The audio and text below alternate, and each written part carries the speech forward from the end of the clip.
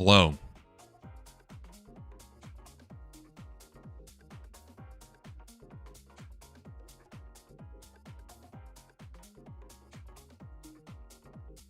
How we doing?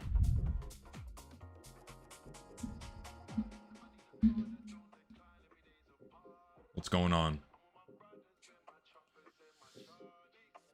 Getting started a little bit early today. Lots to talk about, lots to cover. Japanese animation techniques, very cool. Awful? I'm so sorry. Sweaty? Yeah, it's nice and toasty. Doing wonderful today. You know what? I'm glad you're doing wonderful. I'm very happy you're doing wonderful. It's very good. It's Canada Day up here. Hope you're doing well. Took what you said last stream. I visited. I am now 23 pages into the script, hoping more people call out Valve and TF2's dire state. Thank you. More the better. The more the better. Trust me, there's going to be a lot of talking about that kind of stuff today. Don't worry. You're getting a whole stream full of it. Also, yes, I heard about PlayStation no longer selling physical copies of games. Only digital. You will own nothing, and you will be happy. What's that? You want to preserve your media? You want to actually own the things you buy? You will own nothing, and you will be happy.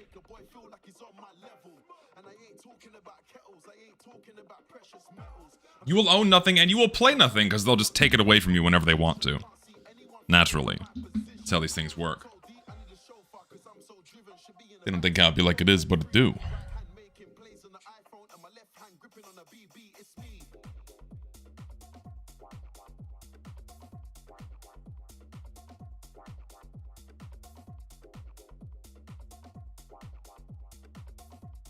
More e-licenses, please. More licenses to access things digitally and no longer owning something you buy. We live in a dystopia, we truly do. We do. Now listen, I'd like to play this off as me starting the stream early, just because there's a lot to talk about. But also, it's coming from a place of a little bit of anger. A little bit of anger. Because, well, it's equal parts sadness and equal parts anger. And, we'll get to that. We'll get to the reasons why in a second. But, the big news that dropped is that our beloved Blue Panda has departed from the TF2 sphere. Our beloved pink bunny, horse, whatever puppet. We still don't know what animal you are. Blue Panda has departed. It's sad to see another one go. Boy, we're not very good at this, are we? No, we're not. We're not very good at keeping content creators around, no. He's gone on to much greener pastures. I don't blame him for leaving at all. Let me be very clear.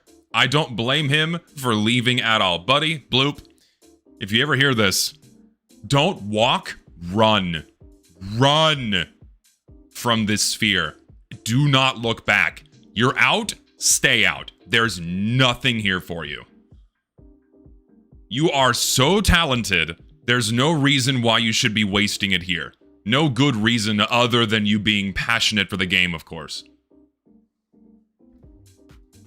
It's the only reason why you should even consider making stuff for TF2. Do not look back. Run. Utmost respect for cutting off and getting away. Genuinely.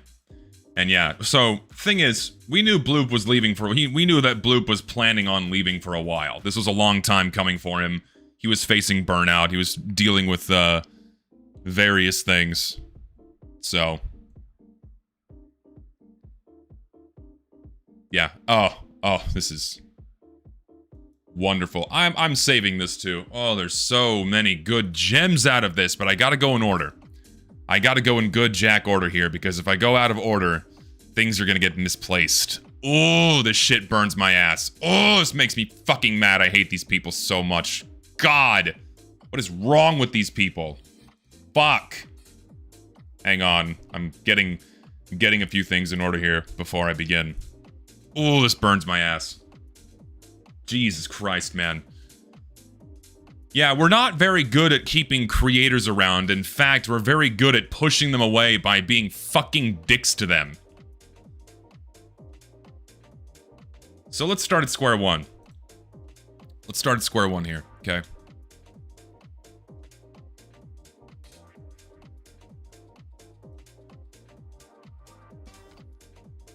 We got Bloop's video here. Bloop put out this video announcing his departure, okay? Our lovely pink puppet boy. Immensely talented. Did amazing things, great animations. Fantastic.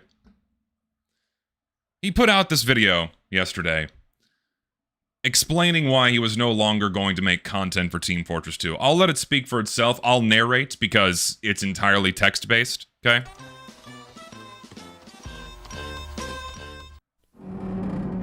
Bloop, get out now. Here,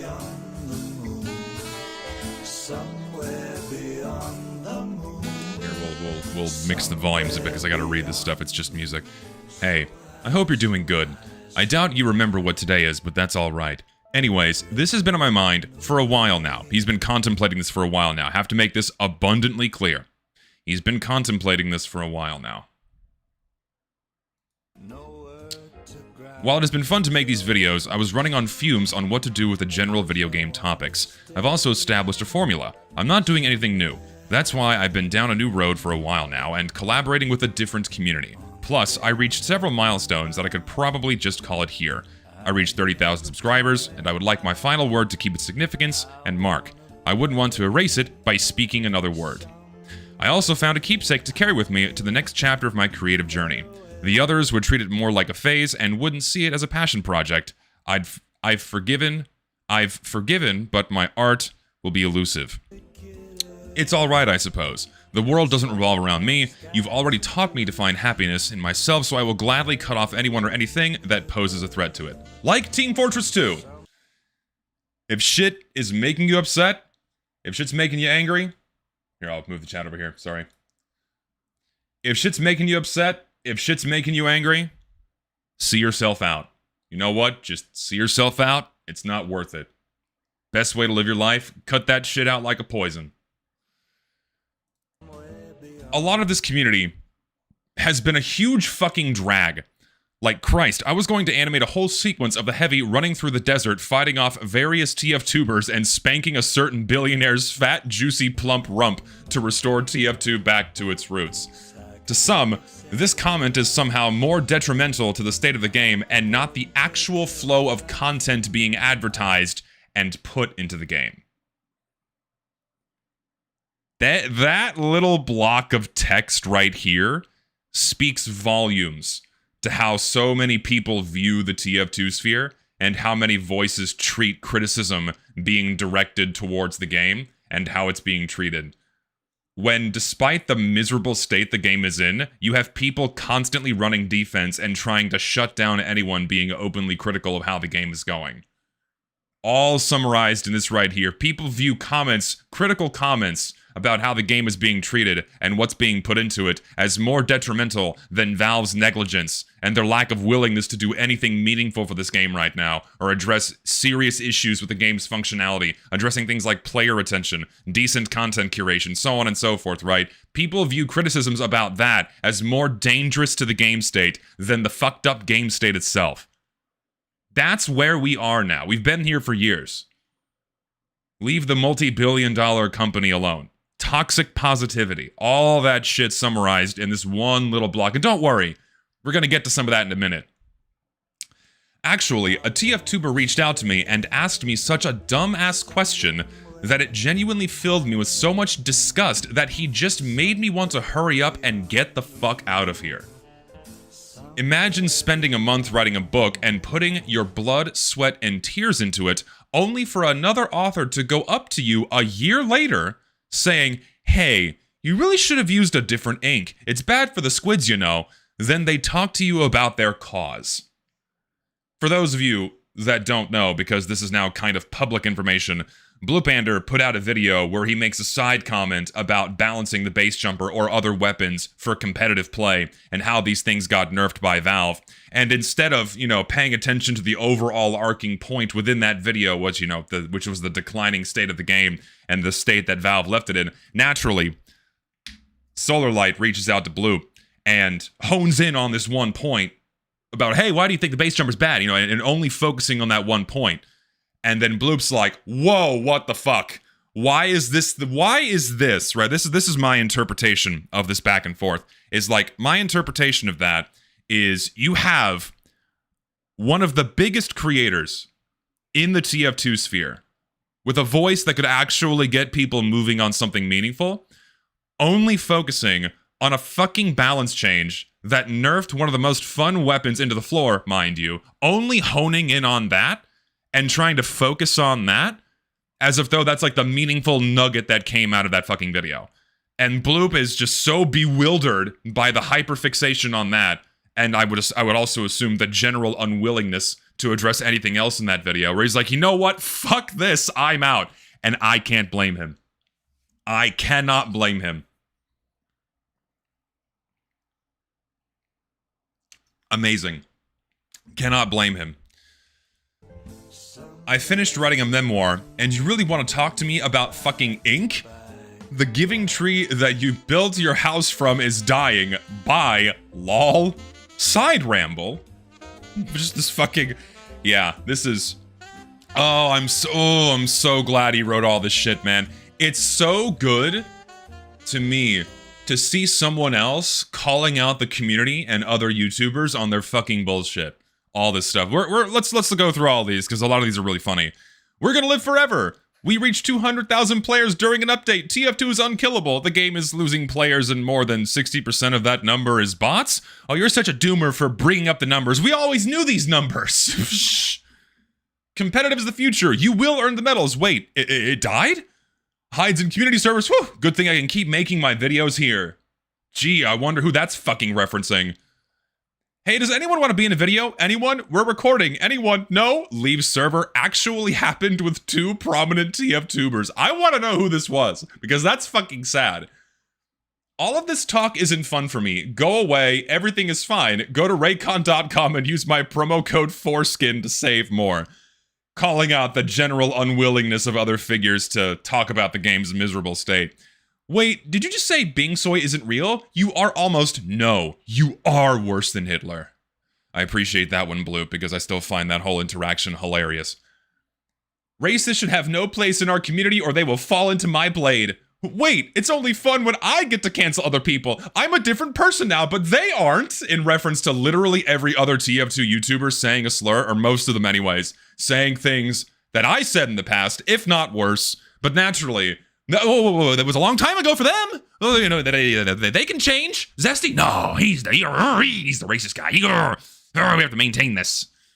Oh my god. Solarlight too, by the way. Dropping some slurs and some hard R's, buddy. No, sir. We don't forget that one either. All on evidence. So I got all that shit on record, baby. Dane and Shonik and who else too? There's a few others. It's wonderful. TF2 got referenced. We will live forever. Fuck you, Overwatch. Grand Theft Auto 6. Where's our equal attention cake? God, that's also funny. This is like, a lot of this is also alluding to the fact, again, that so many people just don't play Team Fortress 2 that are active inside the community. It's like, oh my god, a TF2 reference. Holy shit. But they haven't opened TF2 once in like 10 years. 90% unedited gameplay clips, 10% fancy editing that's only in the beginning, sums up about like 95% of all TF2 videos getting put out right now. Just look at these funny TF2 moments. I got a free-to-play to say 6'7", weed-smoking FNAF bear, and buff mercenaries. The fuck? Oh, Weezer is the fucking funniest thing on the planet. Family Guy death pose. Look, I got 69 kills with the Thompson. Oh, Jesus. This is truly something, isn't it? I like all this calling out as to where we are now. It's very sobering. It's a good sobering reminder that this is just where we are now. Most TF2 videos are like this right now. It's just, yeah, it's every TF2ber's humor. It is. I'm sorry. It is. Most of them. Most of them do that shit. The Boston Basher is a good weapon, especially if you are the second son of Vlad Dracul, Vlad the Impaler, catering for a summer barbecue. Insert fucking giggling baby MP3 here. Ah. Come on, fellas, there was no definitive best year for TF2. Ah, I know what this is referencing. The best year is the year that you had the most fun in. Tee rubs my belly, give me head scritches. Oh, that's a bit scathing. That's a good one. We did this in TF2. We are the content. TF2 is this, featuring TF-tubers you know and love. Can TF-tubers survive the TF-tuber Pain Olympics featuring TF-tuber? TF2 YouTubers do the Sloppy Top Challenge featuring TF-tuber. Hey buddy, can you scale up my TF2 center for the thumbnail? Can you turn up the saturation? I want people to see my badass loadout and my signature unusual, or I'll fade into obscurity. Fuck, please, we've been good. Come on, kid. TF2 players are the crackheads of video games. Reddit clip of a soldier hitting the explode button after doing a taunt. Hey, TF2's in a pretty rough state right now. Oh, I know. I'm going to make a mod that will have 17 active players, and I will call it B-Fortress. Back to the Future 2. That will bring us out of the Dark Ages. TF2 has collapsed, so my mod will rise from the ashes. Something big is coming to TF2, featuring speculation. Nothing's happening. Nothing's happening. The video is over. Everyone looks pissed. Tyler. It's such a good collage. It's such a good collage of everything wrong with the TF2 sphere. I'm so happy this shit's getting called out. So happy this shit's getting called out.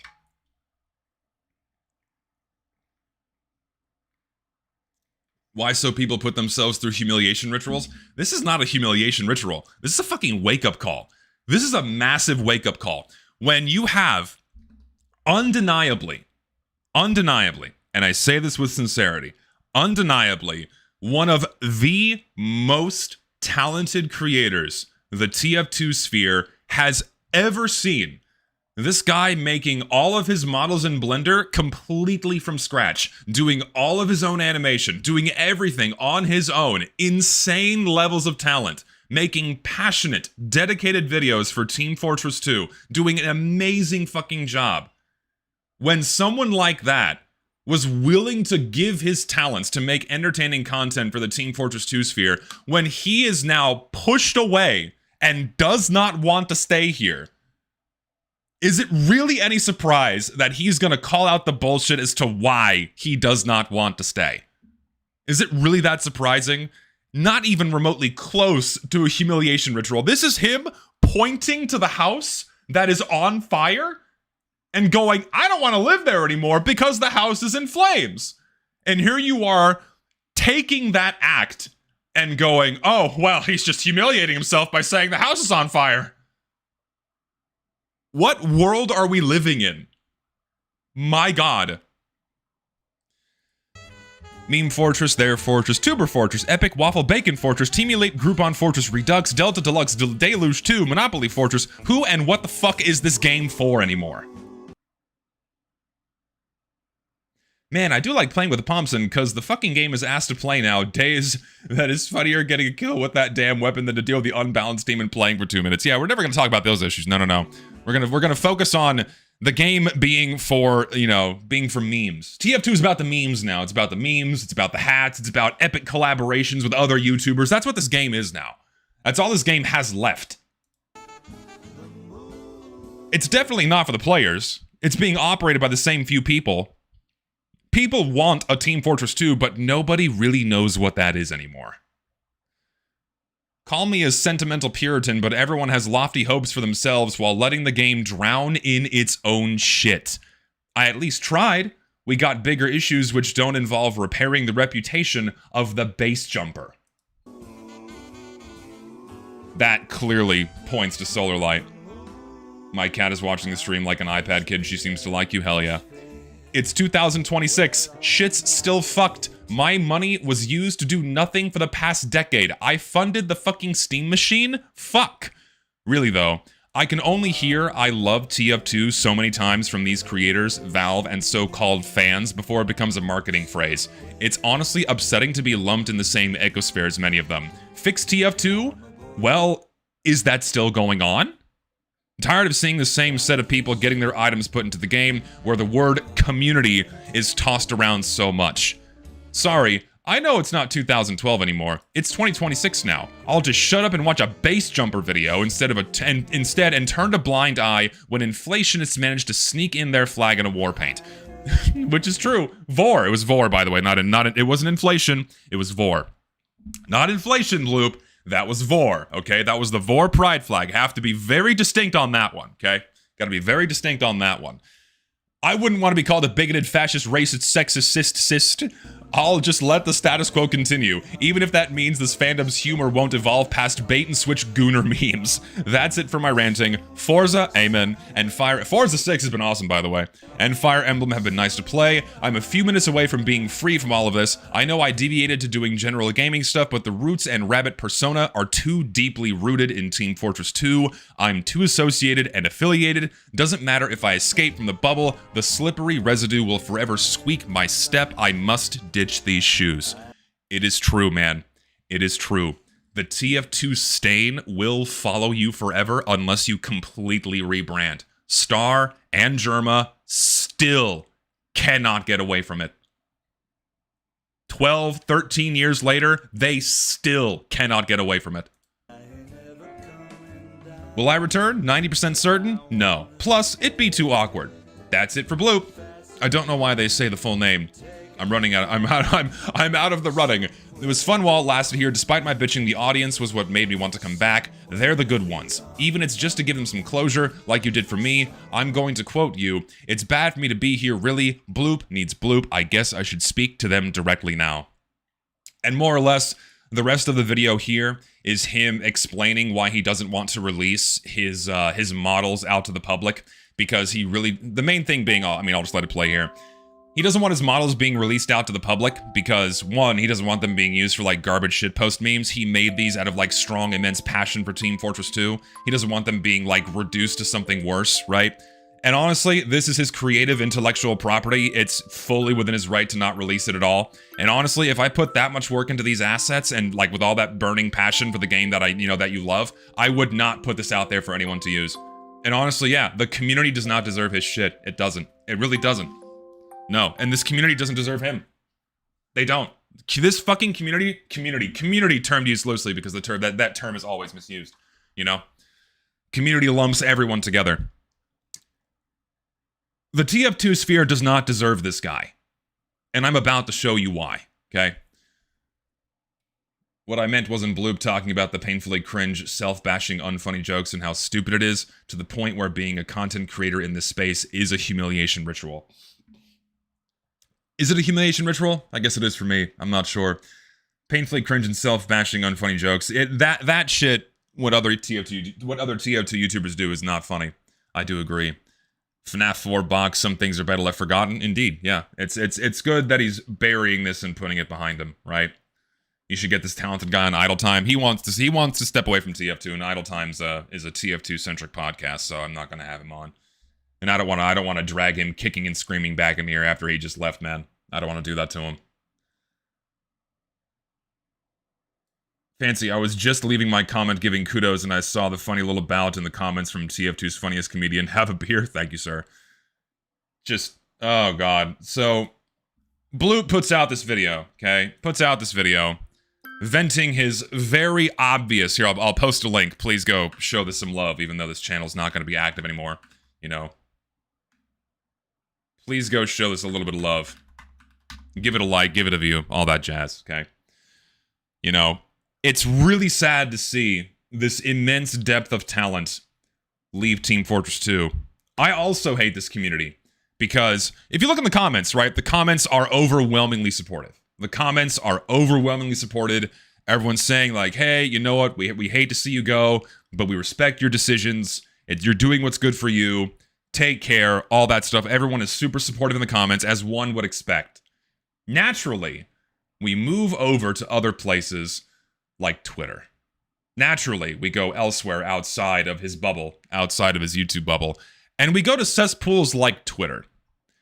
And I think what I'm about to show you is a prime example of, like, the meme everyone cites about how uppity the community gets when someone decides to leave Team Fortress 2, right? And I'm calling this shit out because this here is just venom. This is venom. This is spite. I don't understand why someone in their right mind would react this way. I personally don't get it. Hold on, I need to like open the link properly here. Oop, hold on, let me like make my camera a little bigger. Scale that up.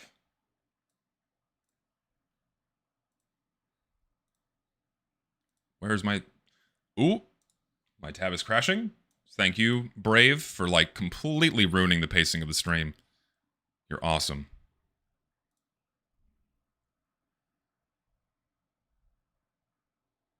So, this shit infuriates me to no end. This shit right here. This is the response from everyone's fucking most beloved TF2 YouTuber. I really need a psych major to explain to me what about TF2 attracts unmedicated nuts who obsess over an old game getting balance updates. I could write a graveyard's worth of other also good games that don't get even the pittance that TF2 gets, whose communities just aren't like this. What a pathetic tweet.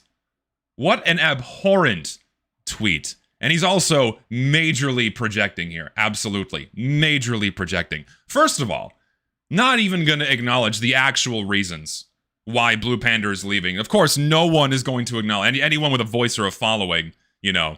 Yeah, I don't care. Why do you care? And in reality, it's like that meme. And in reality, they actually really do care. They just really want to get their way, right? They just really want to get their way. Not going to acknowledge the actual reasons why Blue Panda is fed up and left the sphere. No, he's going to boil it down to, well, he just got pissed up over a balance change. And that's why he left. Is there's a, like, oh, he got mad because they want balance changes? Like, clearly that's the fucking reason. No. And then, moreover, this is like him, you know, this is saying the quiet part out loud. This just shows to me that Kaluka here does not care about the fucking game. You know, when he waters down people, labeling them as unmedicated nuts who obsess over an old game getting balance changes. Like, wow, gee, man, heaven for fucking bid. People that play this game want like a decent shred of attention, and Valve actually working on this game and giving it meaningful balance changes and things that could like get the game fresh again. And then maybe perhaps going a little bit further beyond that and addressing some of the other major problems this game is facing. But no, to you, these types of people, the people who actually play the game and are passionate about it and want good things to happen to it and make good content for it, you water them down to unmedicated nuts. What the fuck is wrong with you? What the fuck is wrong with you?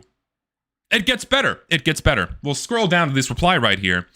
It's really heartbreaking that dude, who clearly has a lot of talent with his animations, went down the TF2 chud pipeline. You're a chud. You're a chud now if you want the game to be treated better. You are now like alt-right. You're on the right side of the political spectrum if you want like the game to be treated better. First of all, that's fucking insane. And then Kaluka says it's not. It's your job to take care of your mental health. You are a burden on those you love and the rest of society if you refuse to manage your issues. I've been a huge pain in the ass of those around me for years, and things did not improve until I ate my pride and got help. Holy shit. Massive projection, first of all. Second, labeling Bloop as a burden on those around him, the people that love him, and on the rest of society because you refuse to manage your issues.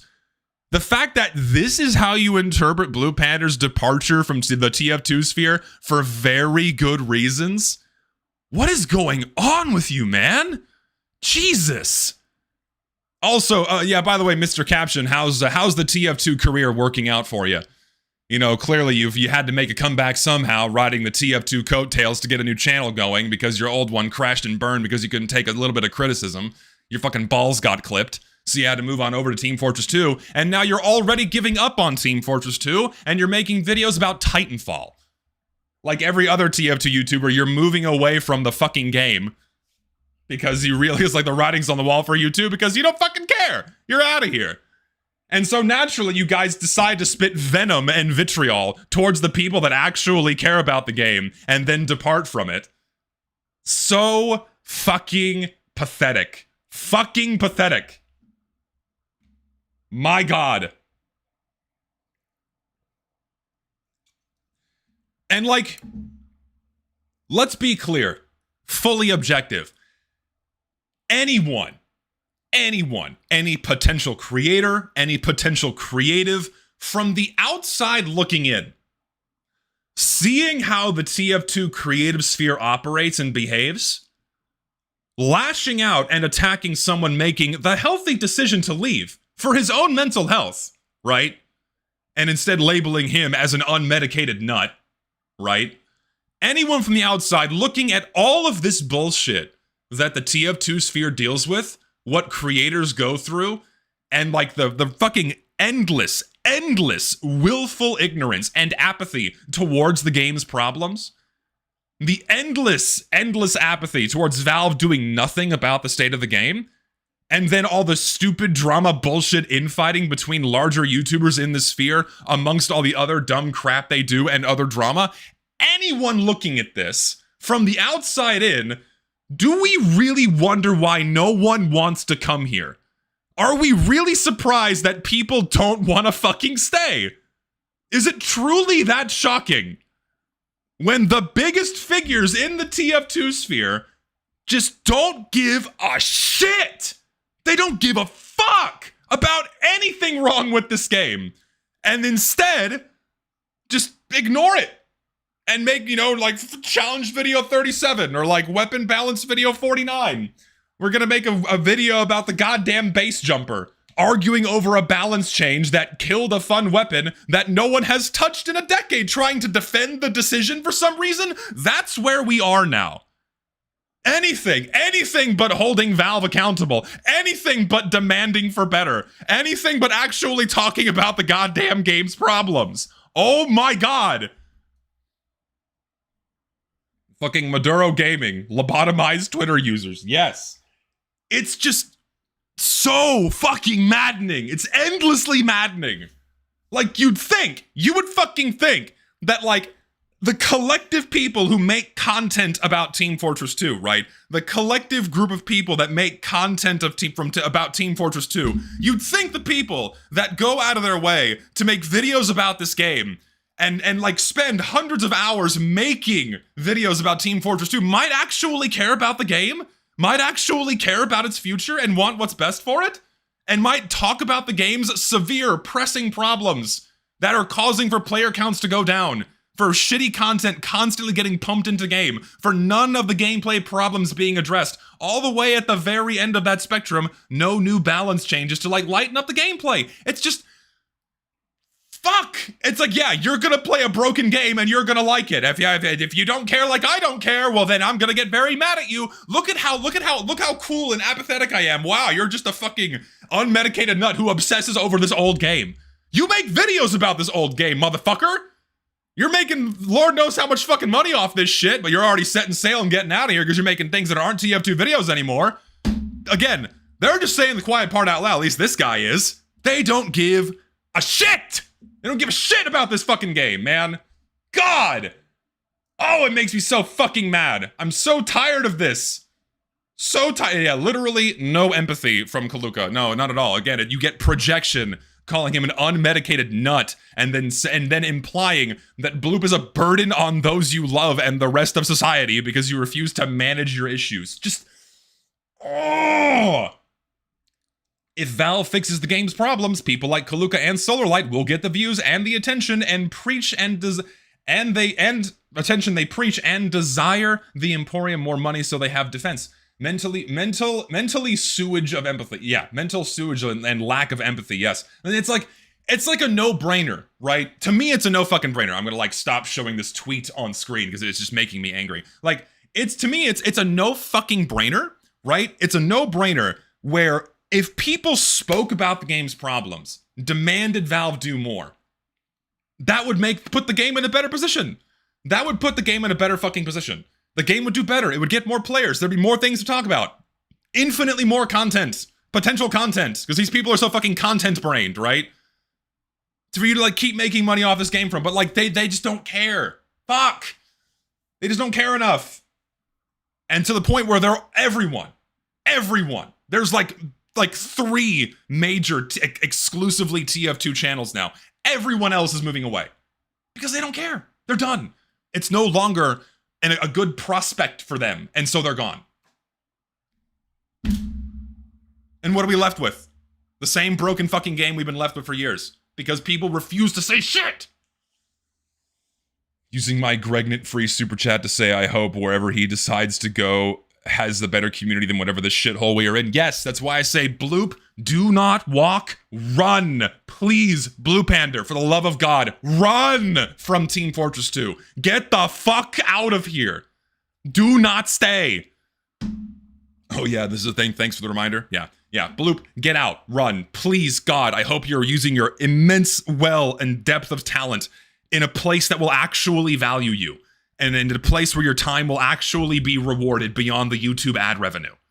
Right? Please, God, just get out. Run. Oh, fuck. And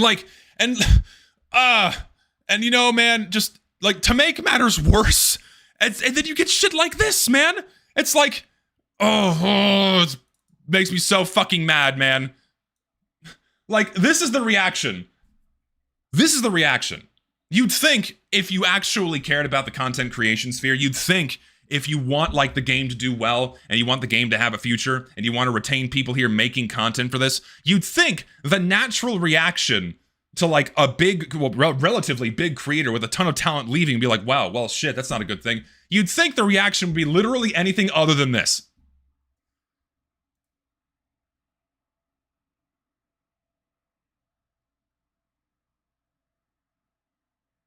Yeah, I'm not surprised you left, man. Bloop, I'm not fucking surprised. Jesus Christ, man.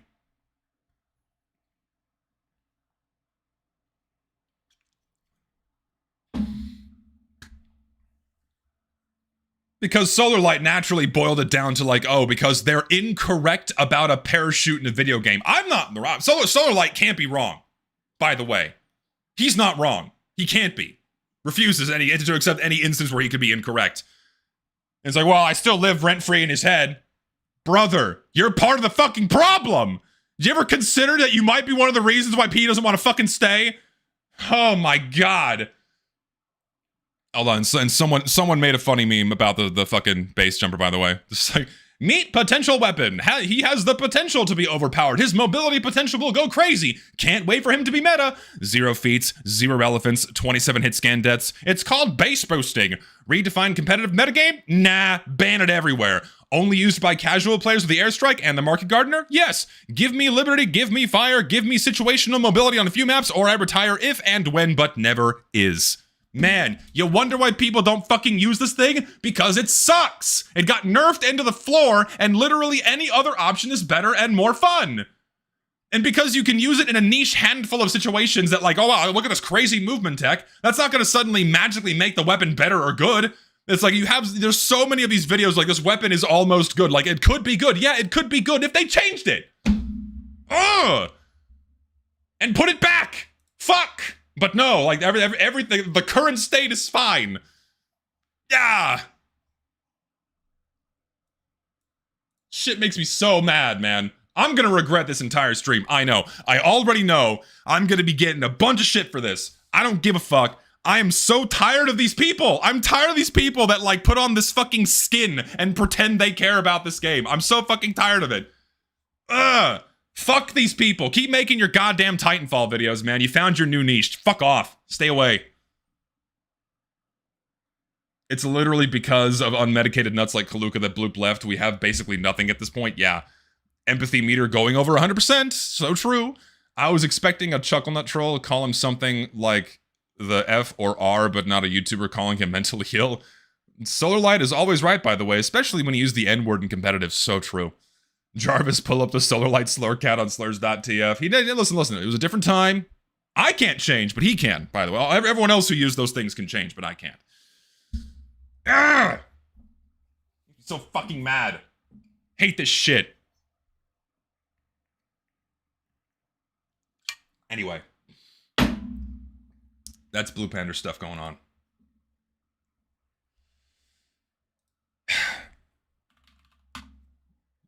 Pull up my music here for a second.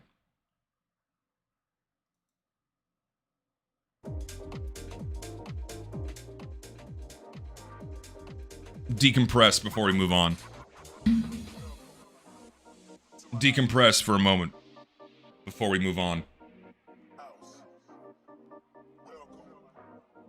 Oh, was Bloop here? It just got buried. I might not make any videos, but I'll still watch the streams. Love y'all. I'm seeing a lot of comments saying that they're feeling bad for me, but I'm watching the fireworks with you guys. I'm marching. Bloop, buddy, walk, don't run. Walk, don't run, man. You are just so good at what you do. Please, take yourself where you're valued and where you don't have people like this trying to tear you down. Again, that tweet and like Solar Light's interaction, like we wonder, it's like the meme, right? Like TF2 fans, like the people that hate TF2 YouTubers the most are like TF2 fans. If someone decides to leave, then they do this shit. They call you an unmedicated nut. They try to tear you down. History repeats itself. History repeats itself. Like, you can't be happy for the guy moving on and venting his frustrations with the overall state of the content creation sphere and the game itself. No, he took it a little too personal. Instead of like having maybe a little bit of introspection, like, why is he upset about how I'm behaving? Why is that? Oh, gee, I don't know. Maybe he's just an unmedicated nut. Ah. Solar made a poll for casual, acting like he cares. I hope he actually cares. It's like once again, the number one problem with this game, outside of dog shit content selections, is the fact that playing the actual game itself is miserable. Yeah, Blue buddy. Take care of yourself, man. Don't look at any of it. Just don't pull yourself away. It's not worth the mental anguish. You know?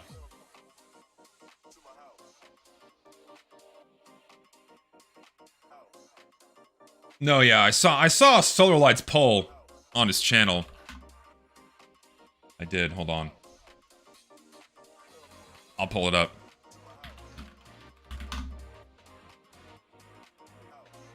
Such a shitty thing to do, man. I just don't get it. I'm just living rent-free in his head. It's so shitty. And then it's like and I know Zesty's making this about himself again. You ever see me doing that crap? This insane backbiting on fucking Twitter? No, I'll just call you out on your bullshit to your face, best I can on streams. Anyway, this is like the poll that he ran on his channel. Would you be opposed to increasing the number of rounds per player match in casual mode? Plan to send the results of this poll directly to Eric Smith with a slim hope of getting it changed. Thing is, they're painfully aware, right? Valve is already very aware of casual mode shortcomings, right? A single email is probably not going to do much. So naturally, overwhelmingly, people prefer reverting back to the old quick play system. And it's actually more than 50%, because if we do the math on that, because 20% of people just don't care. If we do the full math on this, right now, 7 plus 21, so that's 80. You know, it's actually like 63% of the responses. 63% of the responses say that, yeah, please go back to the old quick play rule set, please. Go back to the old timer. So it's more than half. It's a significant majority of people on a poll that has how many responses to it? 3.2 thousand votes? 3.2k votes?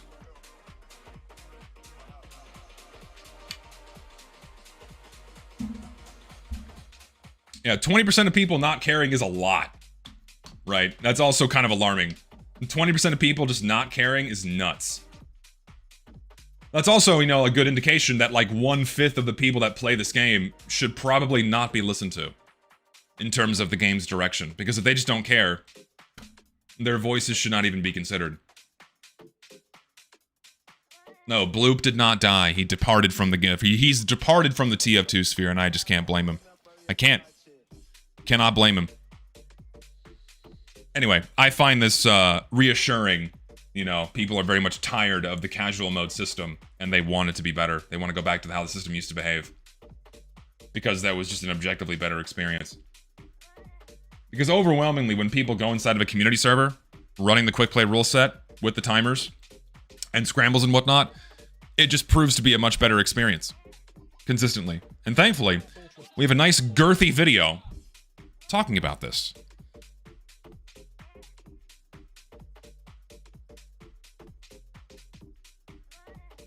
A nice juicy video talking, nice girthy video.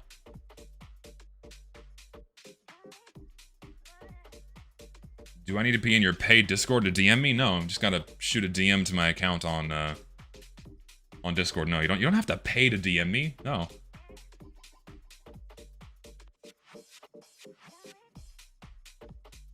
Just a second. Okay. Boom. Closed captions. Okay.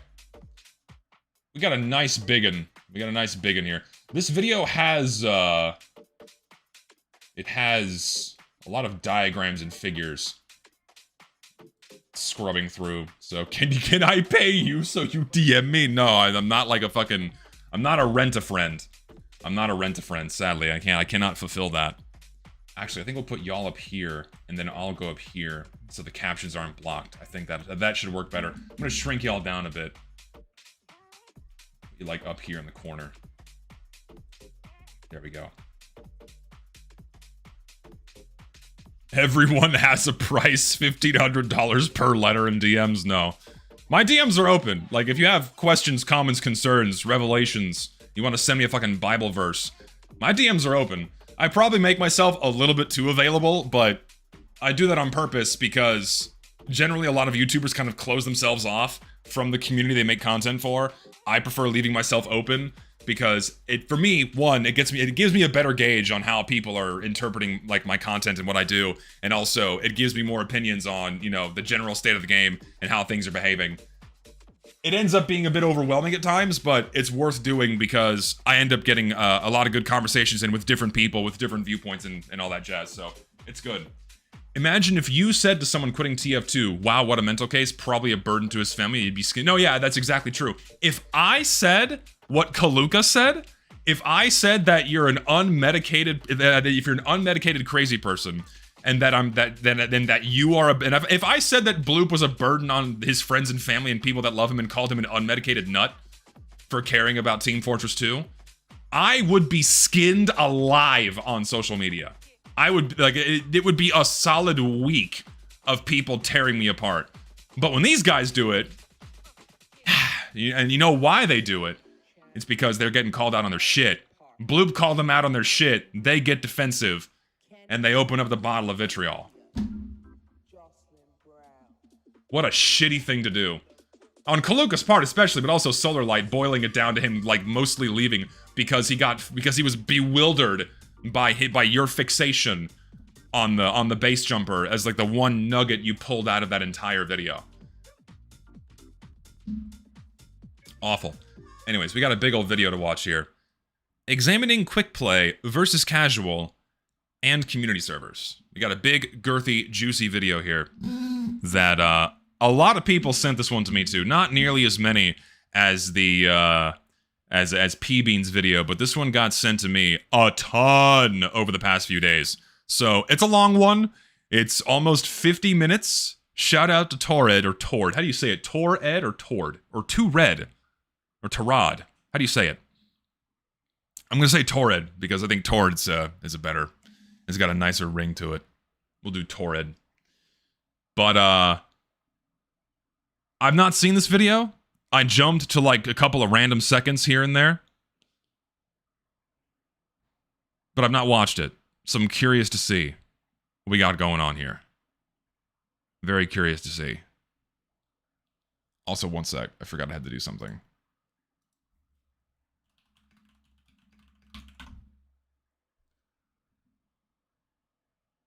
Uno momento. I have to, like, find someone in the chat so I can, like, I have to, like, add a mod. 1 second. I forgot I was gonna do that. There you are. Hold still.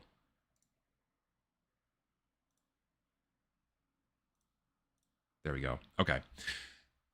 Now we can begin. Quick play versus casual. Which system is better? Should quick play return? Maybe casual should be improved instead. Can I DM you about a cool ass mod? Sure. Effectively turn it into quick play?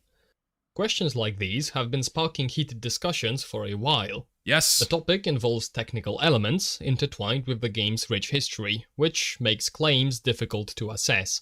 Since so far I haven't seen the problem explored in enough depth for my liking, I've decided to go into it myself. For transparency, my mercenary badge is from 2014, but I only really remember playing post-Jungle Inferno. Okay. This means I have basically zero memory of quickplay. So this is important, right? So the precedent here is that he doesn't remember much about quickplay. So keep that in mind. This is coming from someone that's not a quickplay bro. Bear that in mind. This is not a quickplay. This is not a quickplay bro guy. This is not someone that like has deeper memories of it. Keep that in your memory. Keep that in the memory. And also, yes, I will post a link to this video Old TF2 for that right now. In fact, I'll pin it. I'll pin it right now. There's the video. Let me pin this shit. Pin it. Fantastic.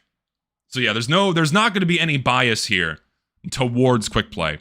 Not gonna lie, I'm tired of the fact this is even a conversation. If you listen back in 2016, everyone agreed that removing ad hoc was terrible. Even Sounds Within Uncle Dane said this. Am I in a nightmare? No, yeah, I completely agree. The fact that this is even a debate, the fact that this is even a conversation that people think we need to have is fucking insane. Because consistently, since 2016, the overwhelming consensus is that the removal of ad hoc connections and the implementation of a skill-based matchmaking system has done nothing but harm the game experience.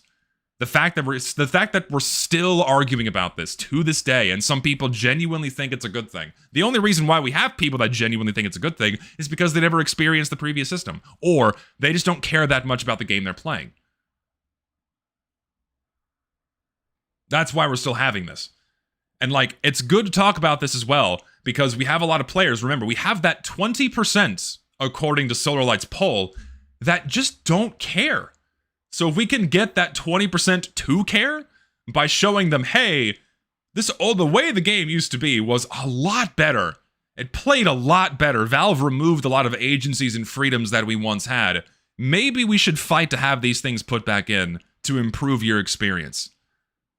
So there's no shortage of time to be spent into trying to convince more people that people need to be speaking about the game's current state. Even if it means repeating the same points ad nauseum over and over again, I'm happy to do it, even if it has the slightest chance of getting this game back into a better state.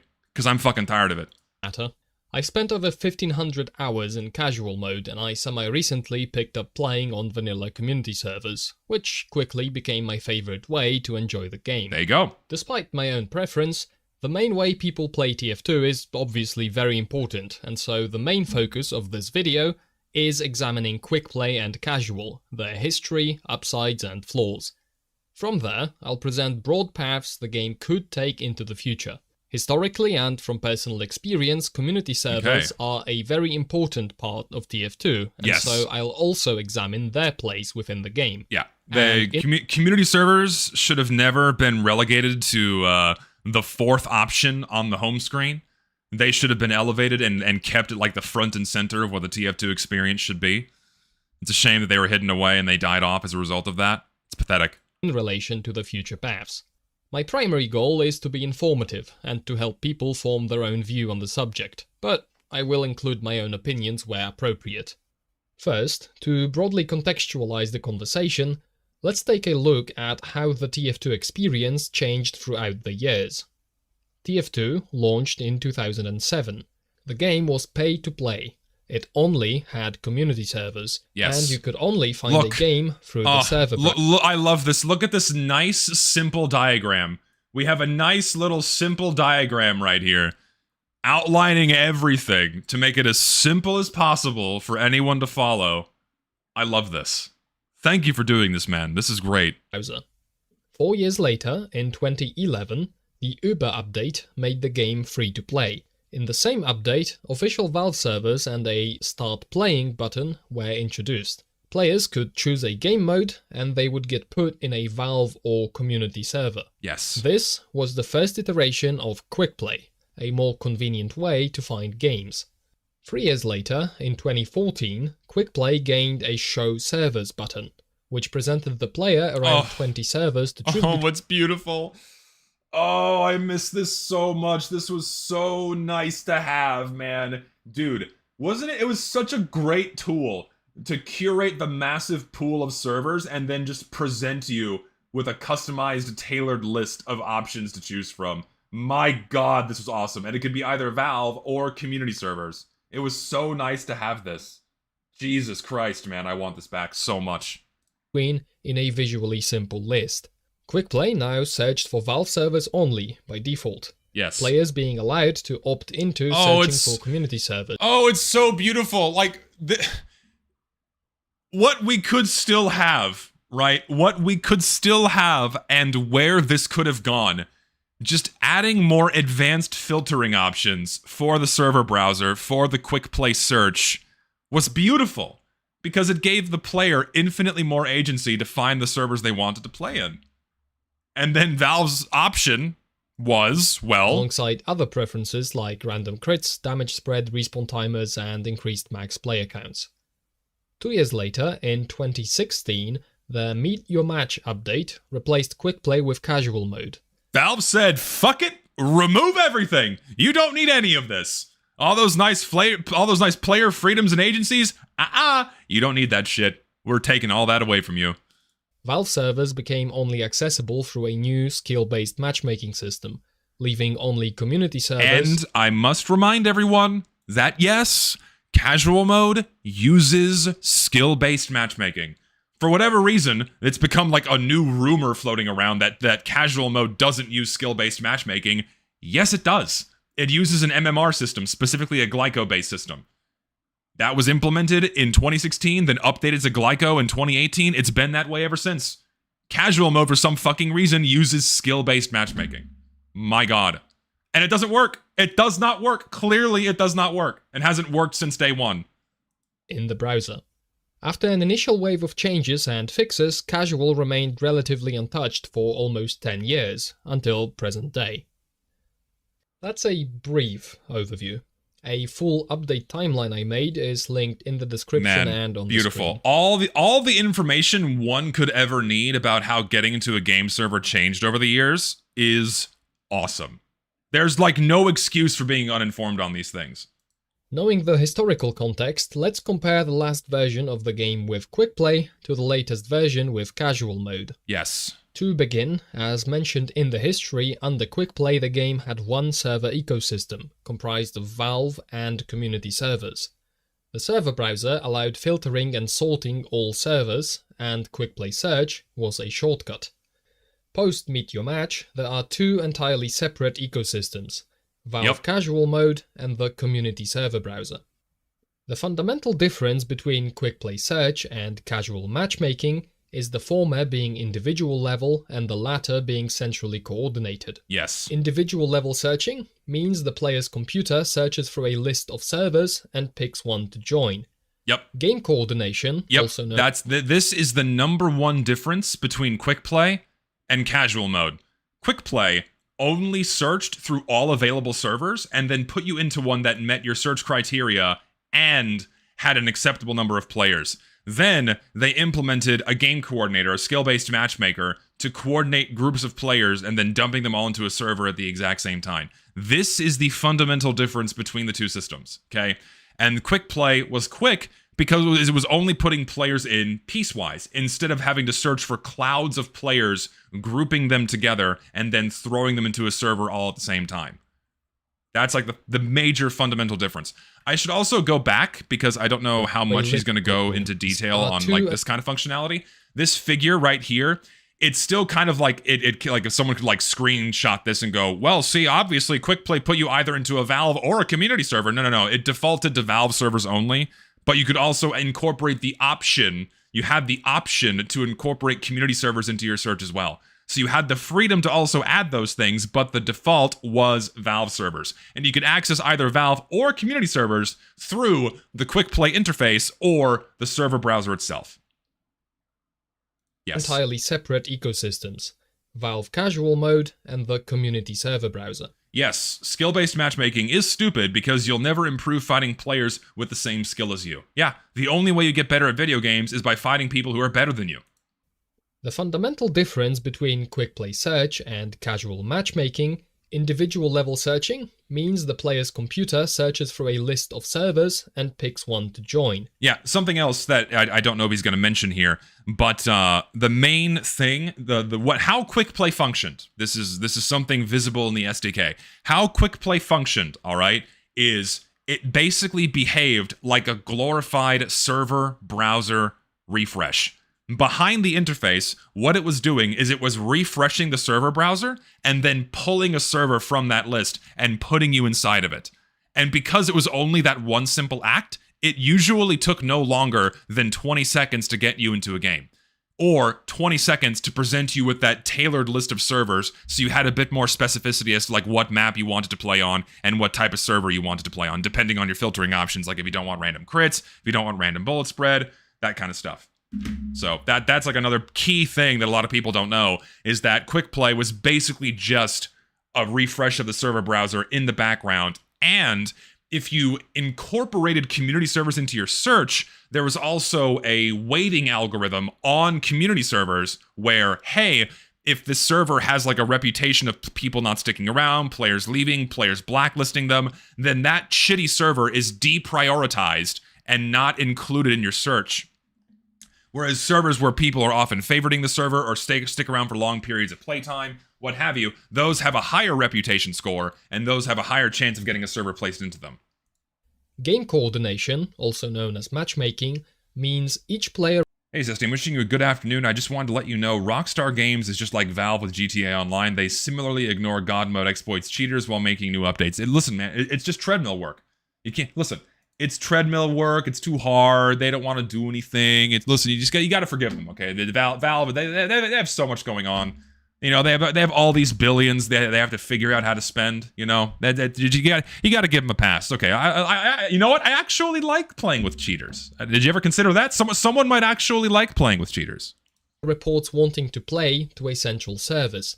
That service collects a bunch of players, picks a server for them, joke, by the way, and then simultaneously tells all of them to connect. Please note that by game coordination and matchmaking, I only mean collecting players and putting them into a server. Yes. This mechanism does not inherently have to be skill-based. No, it does not. And it doesn't preclude allowing direct connections.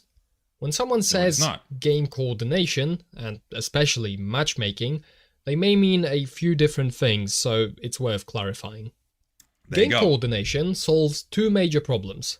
Multiple players trying to join the last free slot at the same time, leading to one of them being denied or bounced, and players landing in empty servers when all populated servers are full. Yes. Quickplay did not do game coordination, so these problems were present.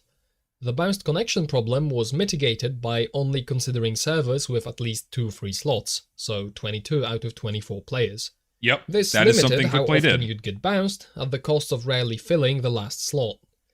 Landing in empty servers could... And so what would happen is, because servers are usually filled up to like 22 or 23 out of 24, this left a whole bunch of options inside the server browser for people to go out of their way to find like, oh shit, here's like an almost full server on Badwater, I'll just join that one. So it actually worked out quite well because we had this symbiosis between the browser and Quickplay, allowing for servers to kind of stay consistently full.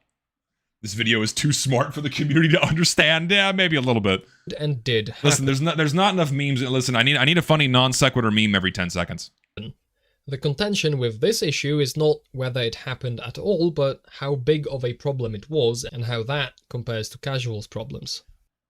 From my memory, and this is anecdotal, in my entire history of using Quickplay, I wasn't bounced once. I was never told, oh, sorry, the server is full. I never had that issue, not one time. Maybe a handful of times I got placed into an empty server, but that problem was much more prevalent in Quickplay's early days, and then from 2014 onwards, it became a much less prominent issue. I investigate because, I mean, in comparison to casual mode, how often are you placed into a fucking half-empty server? Or a completely empty server, or a game that just ended and the server's fucking empty, right? Like, in comparison to what we deal with now, on rare occasion getting placed into a fucking empty server and oh shit, I have to requeue is so much better than the extreme amount of inconvenience that we have to deal with right now. We have some cut research. I have to keep like moving my camera, I'm sorry. So cut research, 100 live streams, 160 plus Steam and Reddit posts, emails between Valve and server operators, okay? This by looking through old live streams and posts, but the solutions I'll mention later make this stop mattering, and so it's not worth the added runtime. If this sounds interesting to you, a Google Sheet with my findings is linked on the screen and in the description. This is showing the breakdown of how often or what systems players used to get into games. And so from his relatively small data set, it's still like a good effort to like collect these data out there. 47% of players just hit the big button. They hit, and also he linked his data, which is fantastic. So they hit the big fat play now button, which is what everyone does for casual mode, right? That's like the number. That's like the big indicator of like that's what players want. Is the easiest way to get into servers. Boom, the big fat play now button. The path of least resistance is how players are going to get into games most of the time. Then you had people using the server browser, which is awesome, and then the show servers option was used like the second most amount of time, which also makes sense because, you know, giving the player that little bit of extra agency by showing them that tailored list of servers was fucking fantastic. If I end up making an addendum video, a link will be available in the pinned. Play now player count. So how often it was above 19 players, this most of the time, often it was above 18 players. So like, what is that, 12, 15, so like 17% of the time you got put into a server that was either not very full or you got an error in the search. Comment. Casual does gain coordination, which means the bounced connection issue simply never happens. The matchmaker also avoids putting players in empty servers. There's an asterisk to this though, because players may disconnect before you load in. Mass disconnects frequently happen around map changes, and since that tells the matchmaker to put in more players, the chance of landing in an effectively empty server increases. Yes. There's also a flip side to never putting players in empty servers. Yeah, because what happens is, as everyone starts bailing out, the casual mode system suddenly views that server as, oh shit, this server needs players, even though the game has just ended or is about to end. Because a player can establish connection with a server up until the last second before a game ends. That's how casual mode is set up. And so you can establish connection right before a game ends, and people have already started bailing out because the writing's on the wall, and people leave, right? And so what happens very often is, you're placed into a fucking empty server, and the game just ended, which is awful. Queues may last forever if there aren't enough players for the maps you chose, and currently there's no indication that this is the case. When forming a match, the matchmaker reserves a slot on the server. This reservation prevents the slot from getting sniped before the player can start connecting. Aside from that, casual also keeps your slot reserved for around 1.5 minutes after disconnecting unexpectedly.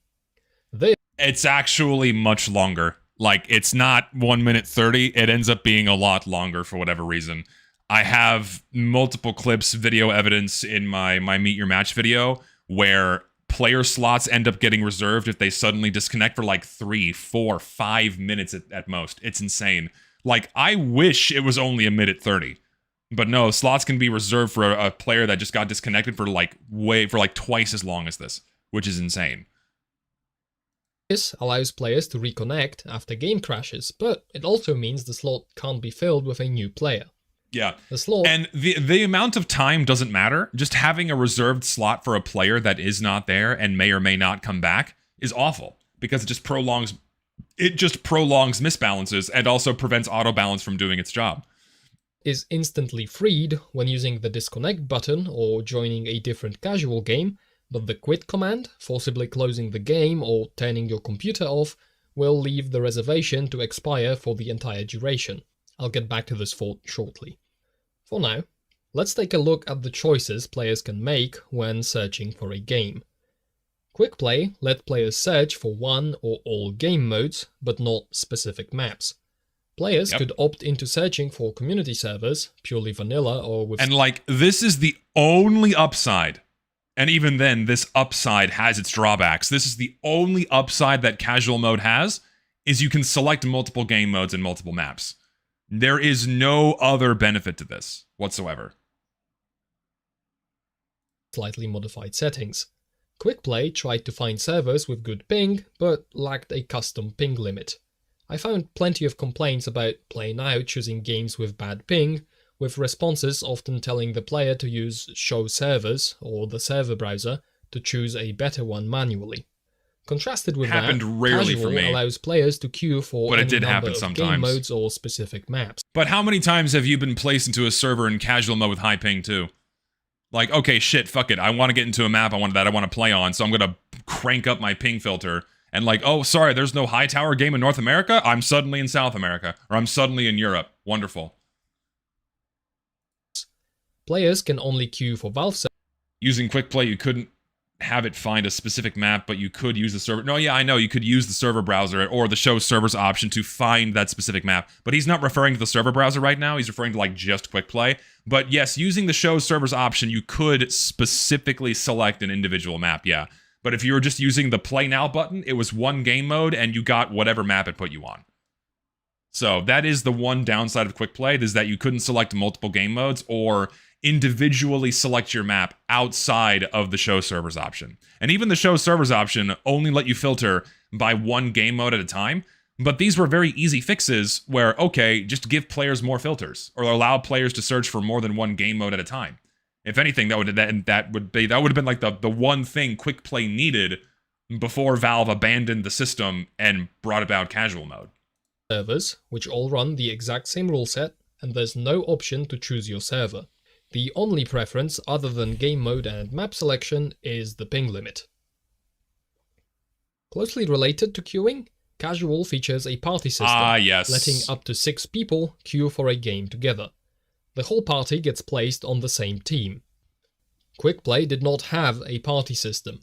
Getting friends into one server involved picking a server with enough free slots. Man, I miss being able to play against my friends. I really do. I miss the ease of just right-clicking on my friend on Steam and queuing for their server directly and getting put in very quickly and being able to play either with or against them. But now, like this party system has, I wonder if he like gets to it. So redesign. So he has simple casual improvements, casuals various reduction. So like the major drawback with having 6-man stacks is that one team can get stacked instantly. And so you can have a cheater stack, you can have a comp stack, which immensely fucks up game balance. And because we don't have things like team scrambles or properly functioning auto balance, then these stacks persist and ruin the game balance completely. It sucks. Like this is the major drawback to having a party queuing system. Plus you have to wait longer. Increasing party size means you have to wait longer, which just sucks. Also, how many of you ever play in a party of 3 or more? I'll ask right now. How many? We'll do a poll. How often do you play in a party of 3 or more? Do you often play in a party of 3 or more? Wait, no, I don't want a Q&A. I want a fucking poll. Give me a poll. Do you often play in a party of 3 or more?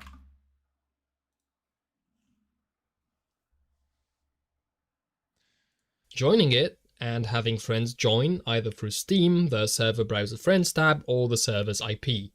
Slots could get sniped before everyone got in. Friends joined whichever team had... This requires a bit more of clarification. So if you were queuing for your friend's specific server, if other people were queuing for that server ahead of you, then they would get placed in that server before you. It's not that someone could like randomly step in and snipe the slot away from you. It was still behaving like a queuing system if you were getting in line for that specific server in order to play with your friends. That's how it behaved. An open slot at the moment, with the option to switch later, limited by needing someone from the other team to leave. But at least you had the option. You had the option to play against your friends if you wanted to, if a slot was available. Aside from Does ad hocing to friends in community servers count as a party? You can't do that anymore. Not in TF2. At least I don't think you can ad hoc. I don't think you can ad hoc into a community server through Steam anymore. Correct me if I'm wrong. I don't think Steam lets you do that.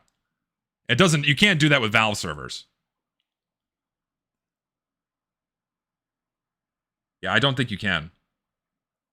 Someone fact check me right now. I don't think you can.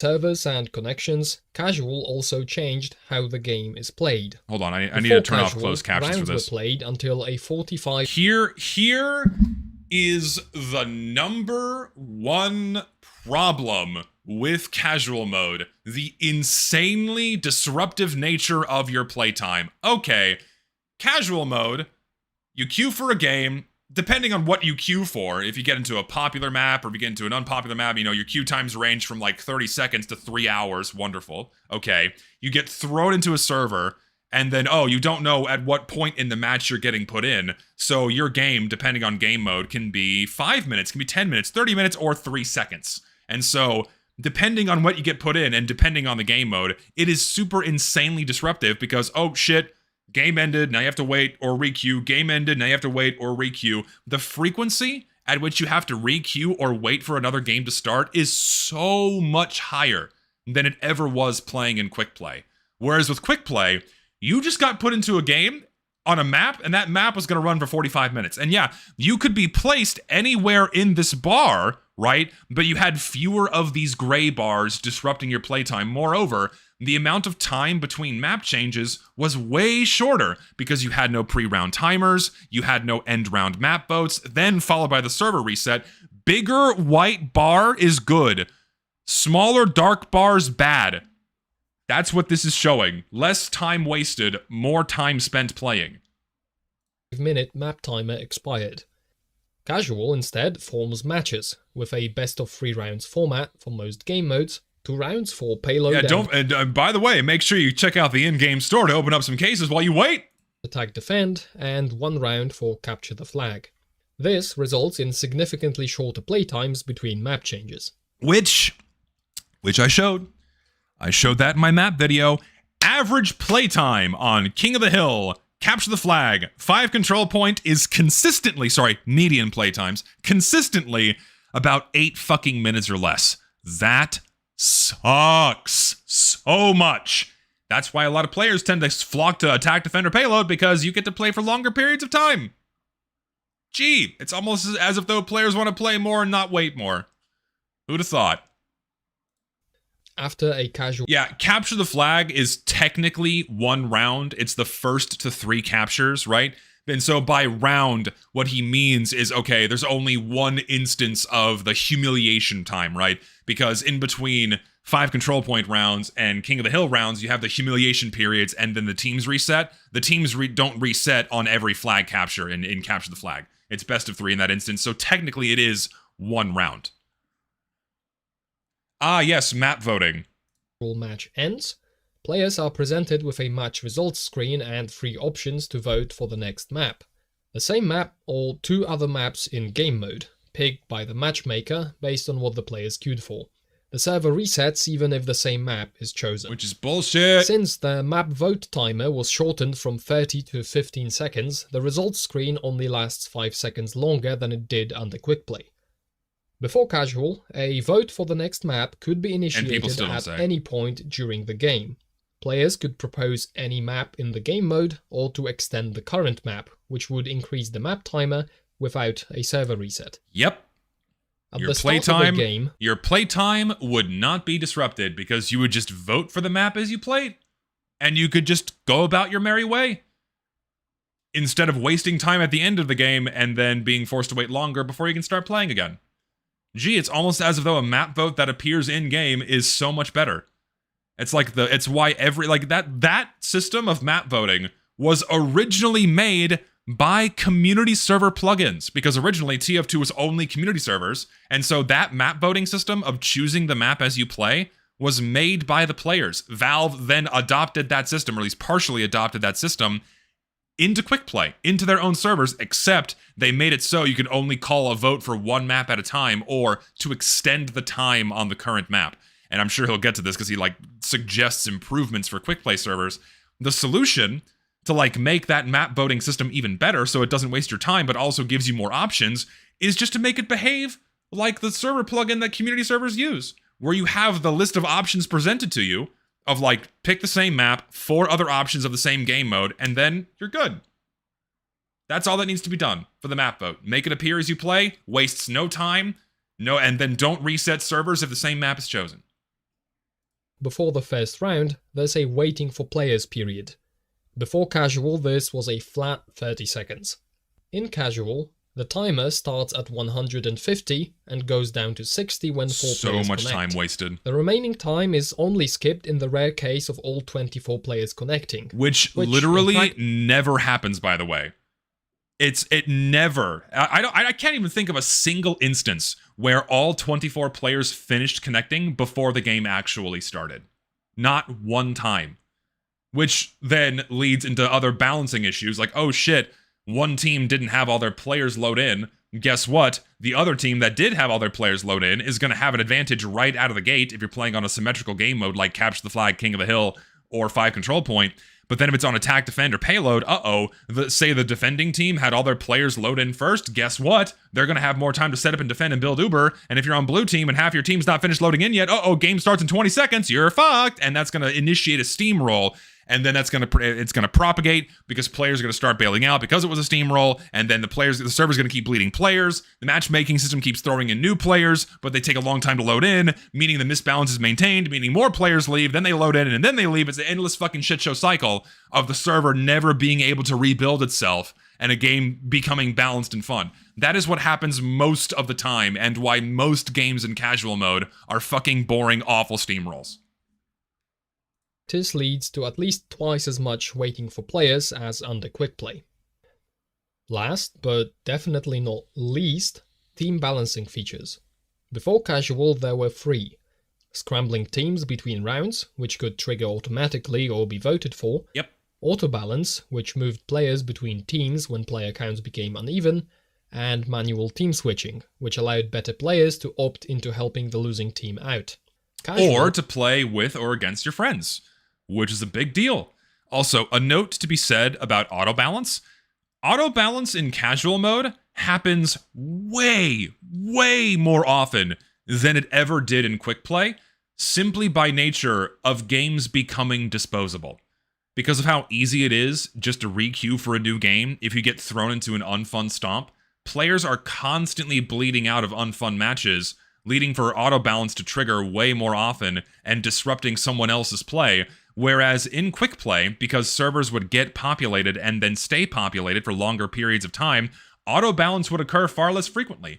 Auto balance is a necessary evil in a game like Team Fortress 2 simply by nature of players being allowed to come and go as they please.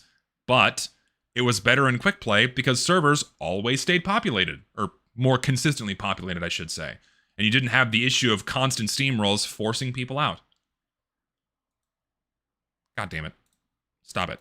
All disables team scrambles and team switching. Auto balance is present, but it isn't allowed to move reserved empty slots. And that's also another problem, is that you may have functionally empty slots on the other team that will remain functionally empty until those players load in, which can take an indefinite period of time. We don't know how long it's going to take. Depends on their hardware, depends on their internet connection, depends on how long it takes for them to reboot their game if their game crashed. We just don't know. Auto balance can't touch those. And so that imbalance will remain, that misbalance will remain until that player comes back. And so what's the point of having the auto balance system at all in that case? It's just not there. It's awful. Which is, again, another reason why we have so many misbalanced games is because of fucking slot reservations. Be a problem, for example, when a few people on the losing team rage quit and their slots are guaranteed to stay empty for a minute and a half. Yep. This leads to other players feeling the match is hopelessly unbalanced and also leaving. Finally, casual introduced skill-based matchmaking, with the promise of matching you into balanced games with players of similar skill. Since skill-based matchmaking, or SBMM for short, is described right on the update page. Oh, this is going to be good. He actually breaks down skill-based matchmaking. Oh, I'm excited about this. Ooh, this is going to be good. Here, before we get to this, I have to piss. Give me 2 seconds. I gotta piss. I need some water.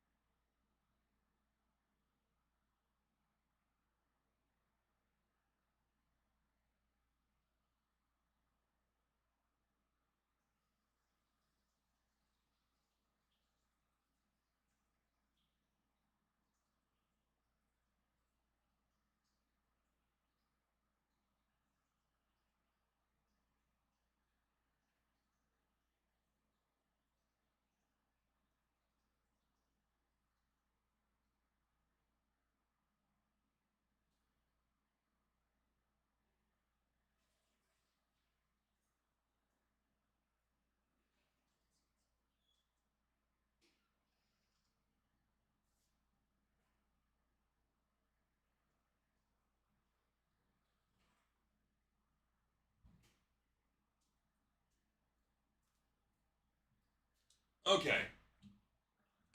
I'm back, but I'm also sweating like a motherfucker. I gotta turn on my air conditioning. Give me a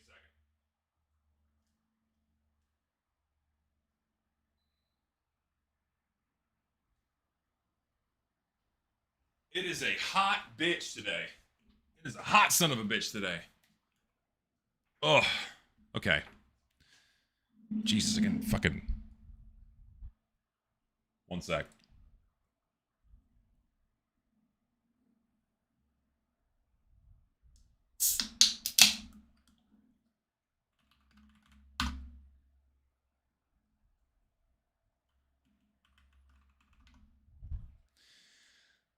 Onwards to the skill-based matchmaking part. Let's do it. As the main benefit of casual mode, understanding it is very important for this debate. It is quite a technical topic, so I'll try my best to explain what it does and how. Let's start with a question. How does a computer know how good you are at a game? In an SBMM system, each player account has a matchmaking rating, abbreviated to MMR, which you also might have heard being referred to as ELO. MMR is a number, or a set of numbers, representing a player's skill level. When a player queues for a game, the matchmaker, which is a program running on a server, adds them to a list of players to consider. This list is repeatedly searched for combinations of players that could form a balanced match. A computer cannot directly balance the elusive notion of skill, but it can find combinations of numbers matching certain criteria, and this is exactly what MMR is for. Yes. Matchmaking algorithms usually consider more than just MMR. Ping, game mode, map choices, region populations, time spent in... And this is, that's like a very eloquent way to say this, where, no, it obviously can't assess a player's skill. It can assess numbers that are assigned to represent skill, but much like every other, say, digital computation, it's never a direct measurement of something. It is a value representing something. And that's a very important distinction to make. Because, say, directly measuring water temperature, right? So this is a big thing that they teach you in science, right? Direct measurements and indirect measurements should be treated very, very differently in terms of their value and their efficacy. Because, say, a direct measurement of temperature, right? Okay, I have this direct measurement of temperature, I have this thermometer, I stick it in, the mercury goes up, boom, that is a direct measurement. Okay, we know that's like about as accurate as it can get. But then, say you take an indirect measurement of, say, okay, I want to take a temperature reading of something 800 meters underground. You can't stick a thermometer down there, not like your typical thermometer, so you go to a digital thermometer that takes a digital reading of something, and now it has some kind of sensor or actuator or something that represents the physical reaction to something, and it converts that into a number, and that has to be treated far more differently than a direct measurement of something. It's never a one-to-one translation. And so that's a very, very key thing that I'm glad he points out. Cubed, etc. Exactly how this is considered is up to the developers. For example, many matchmakers will compromise on game balance or... People can barely predict what the weather is going to be tomorrow, so how should we be able to predict skill? I don't know if he's going to get into this, but when it comes to predicting skill, you can get like very broad strokes. You can get very broad strokes on like, okay, I can get a rough idea of, is this someone going to be abysmal dog shit, or is this person going to be good, right? It's like, okay, this guy has 5,000 hours. All right, this guy's probably going to have more ability than someone with 2 hours. But that's only touching the end members of like the full spectrum of skill, right? Like the bell curve, more or less. And so you can get like really wide brackets, but as soon as you start getting down to like individual values and trying to match individual values or like very narrow brackets, then it gets really fucked up. Moreover, you have additional complexities of like, okay, what were they doing with that time? And this is assuming like this is the only metric we're using as playtime. What were they doing with that playtime? Were they actually trying hard and trying their hardest, or were they just fucking around and having fun? Were they doing 5,000 hours of Turtle Engineer? Exactly. Or were they doing like 5,000 hours of Comp God Scout? There's no way for the computer to actually discern that. So then they have to bring in other variables, like how many points were they scoring? What's their damage output? What classes were they playing? And then once you start incorporating all these additional variables, like win-loss ratio, damage, what have you, then you start entering an overtuned system. We're like, okay, we're accounting for so many individual variables, and the more complex your game gets, the harder and harder it becomes to assess skill with, say, an individual value, or even like a list of values. And so after a certain point, it just doesn't work. And this is why skill-based matchmaking works for simpler games, especially like 1v1 games like tennis or chess, or even like a lot of 1v1 fighting games. It tends to work out pretty well. It's not perfect, but it's pretty good. And when it comes to 1v1 matchups, that's usually when you want like equal skilled parties working against each other for like the sense of true competition, right? Where you want like the best of the best at an equal level fighting. But when it comes to more casual games, that's not really what people are looking for. People want to kind of exist in like roughly the same bracket. No one has fun getting stomped by the 12,000 hour Comp God 6 stack. No one enjoys that. But in a larger team size game like Team Fortress 2, it doesn't matter all that much. And so the fact that Valve even attempted to do this with TF2 is ridiculous. And it doesn't work. Ping to avoid long queue times. It's worth noting that finding a best-fitting combination of numbers from a large set is a difficult and computationally expensive problem, which is further complicated by new players queuing and existing ones being able to cancel at any time. Yeah. This means it's not trivial to just add in any number of additional factors to consider. Simpler is better, because again, once the system gets too overtuned, it gets unwieldy and slower. Of players is found, the players are put onto teams and a match is played. After the game, each player's MMR is adjusted depending on the outcome. Simplifying, winners gain MMR and losers lose it. This means MMR reflecting a player's skill flows from the game's outcome, reflecting said skill. Please note that SBMM does not claim or assume that MMR will be a perfectly precise measure of a player's skill at all times. It is, by design, an approximation. Since the only consistent factor in all your games is you, on a long enough timeline, your MMR will statistically oscillate around where you should be.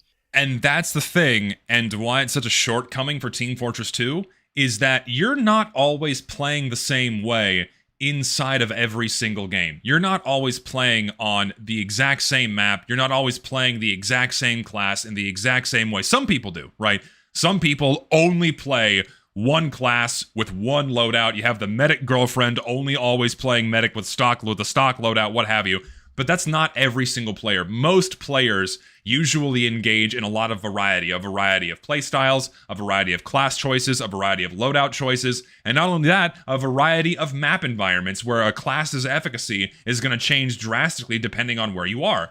Like I mentioned this in my Meet Your Match video, a scout's effectiveness is going to be vastly different on CP Process versus fucking Dust Bowl, right? And so having a single metric that tries to account for all of these variables to even get a rough approximation of skill level in a game like Team Fortress 2 is just not going to work. Simply by nature of players having that freedom and that agency, and it's a part of what makes TF2 so much fun, is that you can do whatever you want. You adapt on the fly to what your team needs, what you're in the mood to do. If you're bored and want to change to a different weapon or a different class, you're free to do that. But then knowing that, oh shit, this is going to impact my rating, and therefore the balance of my games, it's like, oh fuck, how's that going to work? The answer is it doesn't. And it hasn't worked since day one. balance in Team Fortress 2 is effectively a crapshoot if you try to build a match before the match has even started. And this is something I've discussed as well, that the best way to build a balanced game is to do any kind of adjustments after the server has been populated. Because once the server is populated, everyone already kind of has like a rough idea of like, okay, what am I going to do? What am I going to play? What's my team doing? And this is why team scrambles worked so well. Or, you know, they weren't the perfect solution, but they worked better than any amount of skill-based matchmaking TF2's received. You know?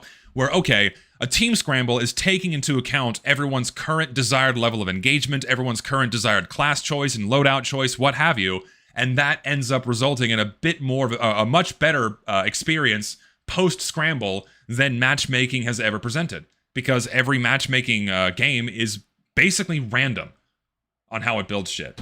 And that's why it's never worked, because the game is too complex. It does not work for Team Fortress 2. It works a bit better for a game like Counter-Strike, because the map selections are a lot smaller, a lot of people are usually doing the same things. Like, even like a crazy cracked out strategy isn't going to have that much impact on the end result of your action or like the game's outcome, right? Whereas in Team Fortress 2, if you want to like go from super ultra tryhard scout to like, I'm going to play Trolldier now, that has massive implications and differences on the outcome of not only your performance, but everyone else's performance around you. Whereas if you're playing Counter-Strike, okay, I'm not going to buy the AK, I'm going to buy a Mag 7 to just rush people, you know. Yeah, it's going to reflect on you fucking just dying and losing the game, right? And so as a result, MMR probably works a lot better for a game like Counter-Strike, where players are doing roughly the similar thing all the time, not Team Fortress 2, where like a scout and a medic are being put on the same pedestal for some reason. Makes no sense. The word oscillate, however, is pretty relevant, because the matchmaker takes MMR at the point of queuing into account. If MMR oscillates by a law, it will be less representative of a player's skill at any particular point in time. Additionally, even a very stabilized and accurate MMR cannot know the future.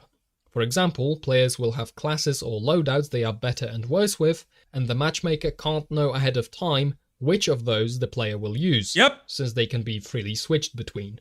TF2 uses Glicko as its SBMM system. Big nod, yes. It cannot predict these things, and that's why it does not work. Glicko is a successor to ELO, originally created for chess, which is arguably the best case scenario for SBMM. Yes. It's a 1v1 game with no random mechanics. Preach. In team games, since each player has an impact on the outcome of the game, individual impact on the outcome is lessened. Random mechanics introduce lucky wins and unlucky losses. It cannot predict how friendly I'm feeling today. That's exactly it! Also lessening individual impact on the outcome. TF2 has both 12v12 teams and influential random mechanics, as well as a huge amount of player choice. Yeah, this middle factor right here on how other players influence the outcome and interactions with other players, this cannot be understated. How much other players have an impact on your performance, right? Like, a heavy is nothing without his medic. We know this. Best gay couple ever. A heavy is nothing without his medic, right? That heavy is going to be performing a whole hell of a lot better. A whole hell of a lot better if that medic is constantly filling his ass up, you know what I mean? That's a big fucking difference. Big fucking difference. And so, how does MMR account for other players impacting your performance? Well, we don't know. We're not sure. Uh-oh. Naturally gives MMR less predictive power. Casual kept those elements, but its overall design is consistent with reducing the impact of factors outside individual skill on the outcome of the game. I'll refer to this as variance reduction. I had to make a gay joke. I had to throw something in there. Cut me some slack. Come on now. First, Casual ensures matches are comparable to one another through only using Valve servers with a unified rule set. The match format... Which, to be fair, quickplay did too by default, by only putting you into Valve servers by default. So, if that's what players want, quickplay offered that to you as well. Definitive winner and loser, as directly mentioned. I didn't have to? Yes, I did. On the Meet Your Match update page. The matchmaker forms teams and runs the game to figure out which team was better. If a player contributes to both teams, the relationship between their performance and the final outcome of the game gets muddied. Yeah, that too. To maximize MMR accuracy, teams need to stay constant from the beginning until the final result. Gee, it's almost that as if though that was the reason why casual mode didn't have auto balance. Why casual mode did not accept new players after someone left. It's almost why all of those things were removed, because casual mode was a rigid, skill-based matchmaking system. And these things were eventually reincorporated in order to keep games going, in order to keep servers filled, in order to put people into fucking games. Like, Valve immediately invalidated the entire purpose of a skill-based matchmaking system in the opening 2 months after Meet Your Match's release, simply by nature of allowing teams, opening 6 months by allowing auto balance to come back on and allowing players to come and go from servers. As soon as they walked those two things back, the entire purpose of skill-based matchmaking was completely removed. Entirely invalidated. And there's no reason why it should be here. Ever since. It's insane. Unrestricted leaving introduces a dilemma. Here we go. Either the match continues with unequal team sizes, which skews the outcome, or players are shifted around, which muddies the outcome. This, I believe, is the reason for disabling team switching and team scrambles, disallowing... Yep, Casual's team preservation, it disabled all of these things, and on launch, it didn't have auto balance and would not accept no new player connections. Those two things were also omitted from the beginning. And all of this shit here, this is just leftover. This is all of the leftover shit that did not get removed because Valve only did the bare minimum to get you into a game server faster so you could start shooting somebody faster so it could placate the complaints. They'd have left all the... This is all leftover shit from a failed matchmaking experiment. And it has no reason to be here. How are we still talking about how skill-based matchmaking doesn't work in TF2? It's been a decade and people clocked this since day one. Valve is worse than the government at not being pragmatic and rolling things back. Yes, PB, that is very true. The fact that this is even a debate, right? Because I still see people defending this and saying that, oh my god, like TF2 needed matchmaking. Fuck no. It doesn't work. It's never worked. This is something that should be removed immediately. Should have been removed day one. Rolled back. But Valve doesn't want to do that because, like every other tech company, that's not innovation. That's not forward. It's backward. And companies don't like backward because uh-oh, it's a mistake. And if it's a mistake, uh-oh, that's going to impact our evaluations. That means the work we did isn't valuable. Uh-oh, someone's not getting their bonus this year. Only forward. Doesn't matter how good the outcome is. That's how so many companies work. Direct connections, spending more time waiting for players, and reserving slots for players to reconnect. Yeah. The same team preservation logic explains shorter matches. The less time a match takes, the less chance there is for players to leave. It is also in line with casual launching with abandonment penalties. Yeah, there we go. I missed that. I'm stupid. Not refilling slots for matches in progress. And didn't have that shit. Balance. Now, Valve never stated this outright, but I think it's pretty clear casual is the way it is to make MMR more accurate through variance reduction. So that's how it was on launch, and make no mistake, casual mode functioned exactly as Valve intended on day one. It was a skill-based matchmaking system through and through. The problem is that doesn't work for Team Fortress 2.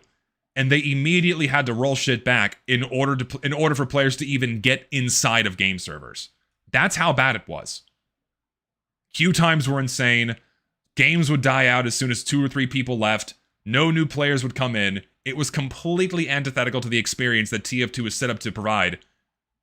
And so they only partially walked it back. So we're in between this halfway point of no matchmaking or with matchmaking, and it hurts the experience all the way around. Means bullshit. Modifying casual with features like team scrambles, team switching, direct connections, or longer matches will make SBMM even worse at producing balanced matches than it already is. Yes. To get started with potential paths for the future, I think this trade-off is worth it. I have a set of minimum effort, maximum reward improvements Valve should make to casual immediately. Make matches last longer, restore team scrambles and team switching, Yes. allow autobalance and scrambles to affect reserved slots, Yes. restore voting for the next map mid-game with the option to choose any map in game mode. These changes would result in higher quality matches on a... Congratulations! We've just made quick play again.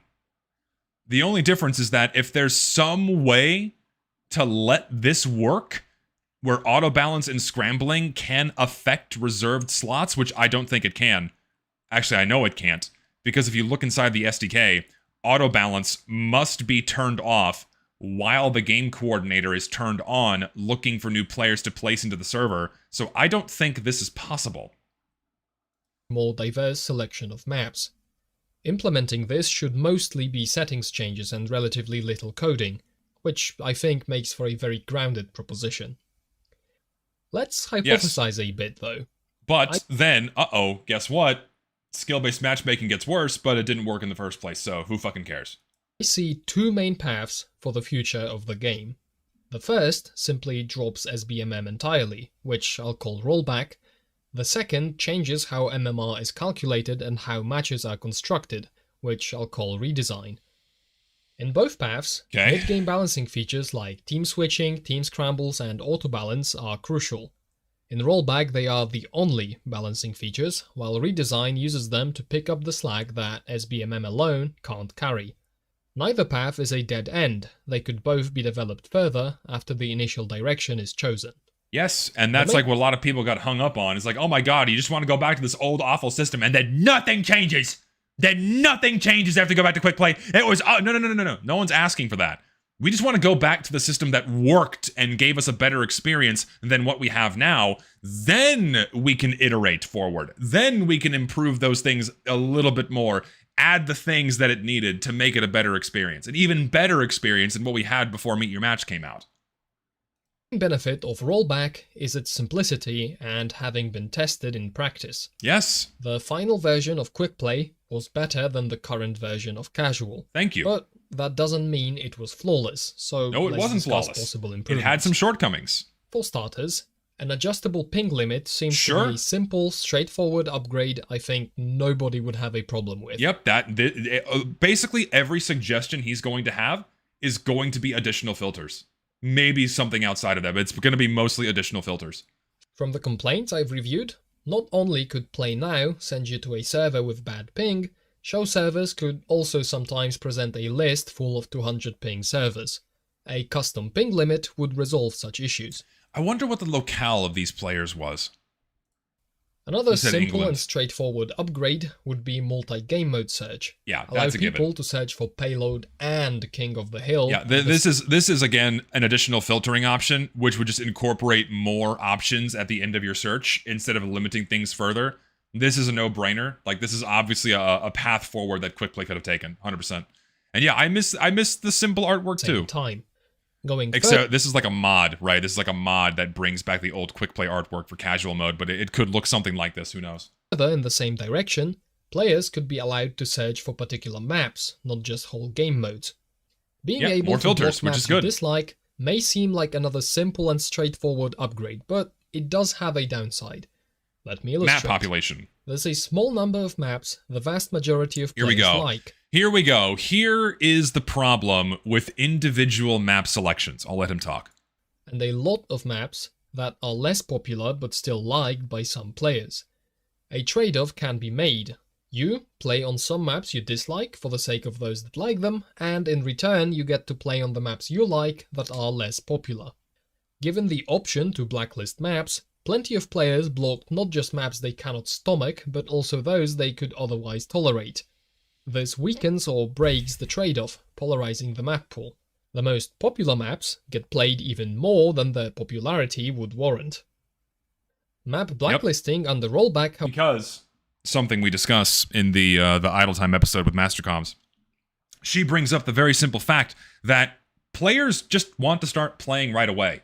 Team Fortress 2 has always spoiled their players with like having very short wait times, and so players want to get into a game as quickly as possible. They don't want to have to wait for something that would give them more variety. So, boom, queue for something specific, and then you're getting to queue for a specifically popular map, and then get into a game right away. Or dare to queue for more variety, and then wait indefinitely. And then if you include both of these things, right? If you include both of those things, you're only ever going to get put in the popular maps, and the less populated ones are simply never going to get filled. So that is the number one problem with individual map selections, which sucks.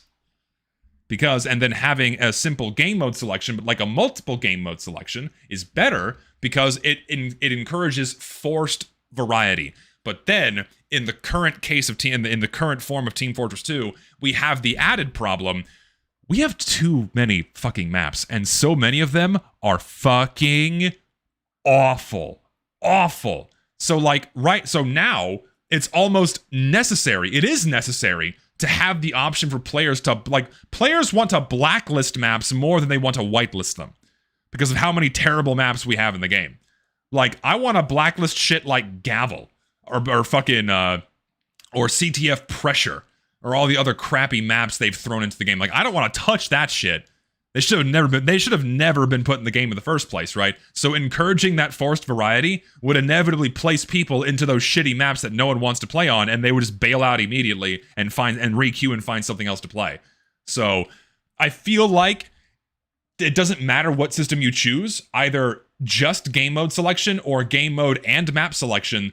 The mere fact we have this insane amount of map bloat, either choice is not going to be a good solution. Because you always have the issue of okay, as only a small pool of maps is only ever going to be focused on, and the shitty ones aren't going to be touched, but then inadvertently a lot of other maps that are good also go ignored, which sucks. So the solution, in my opinion, just remove 50 maps right now. Just remove 50 of the least played dog shit maps no one touches, no one is going to miss them, no one's going to give a fuck if Gavel is gone, no one's going to give a shit if Embargo is gone. I mean, maybe 3 people who actually like Embargo. No one's gonna give a fuck if these maps go away. Just remove them and keep the good maps in.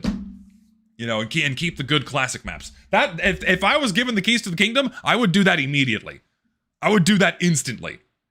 Just to taper off the map bloat a little bit. However, wouldn't be in a vacuum. Being able to pick yourself. But in reality, the healthier solution, because removing content is something Valve is never going to do, would be a map rotation. But even then, that incorporates another problem, where who gets to decide what maps stay in? Okay, so we have multiple rotations. Okay, we have a core rotation of maps people always play on, and then a smaller rotation of different kinds of maps. But then that doesn't solve the problem. People are just going to go play the popular maps most of the time and not touch the featured rotation, And vote for what about classics like Manhole? map during gameplay would also affect map popularity to some degree. Players could effectively blacklist maps by not clicking on them, not voting for them, or leaving the server. This could be taken either way. It's basically already a feature, so why not add it? Or there's enough impact on map variety already, so don't add even more. Ultimately, it's a trade-off between map variety and player agency. I lean towards the latter. Frankly, I'd be more comfortable. I also lean towards the latter. Uh-oh, he's showing it.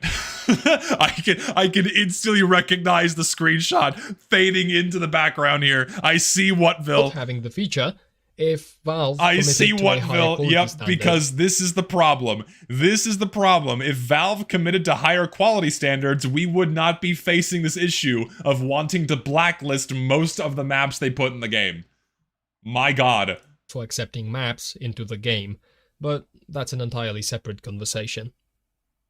Autobalance and team scrambles were no-brainers. Perfect. They determined which players to move using total points. Community-based map rotation, which features community-made maps, could be a compromise. Just remove the fluff from the official rotation entirely. The only problem is that basically every map added after 2008 is a community map. After 2008, pretty much all content we received was made by the community. The first community map was Turbine in 2008. So, it's not...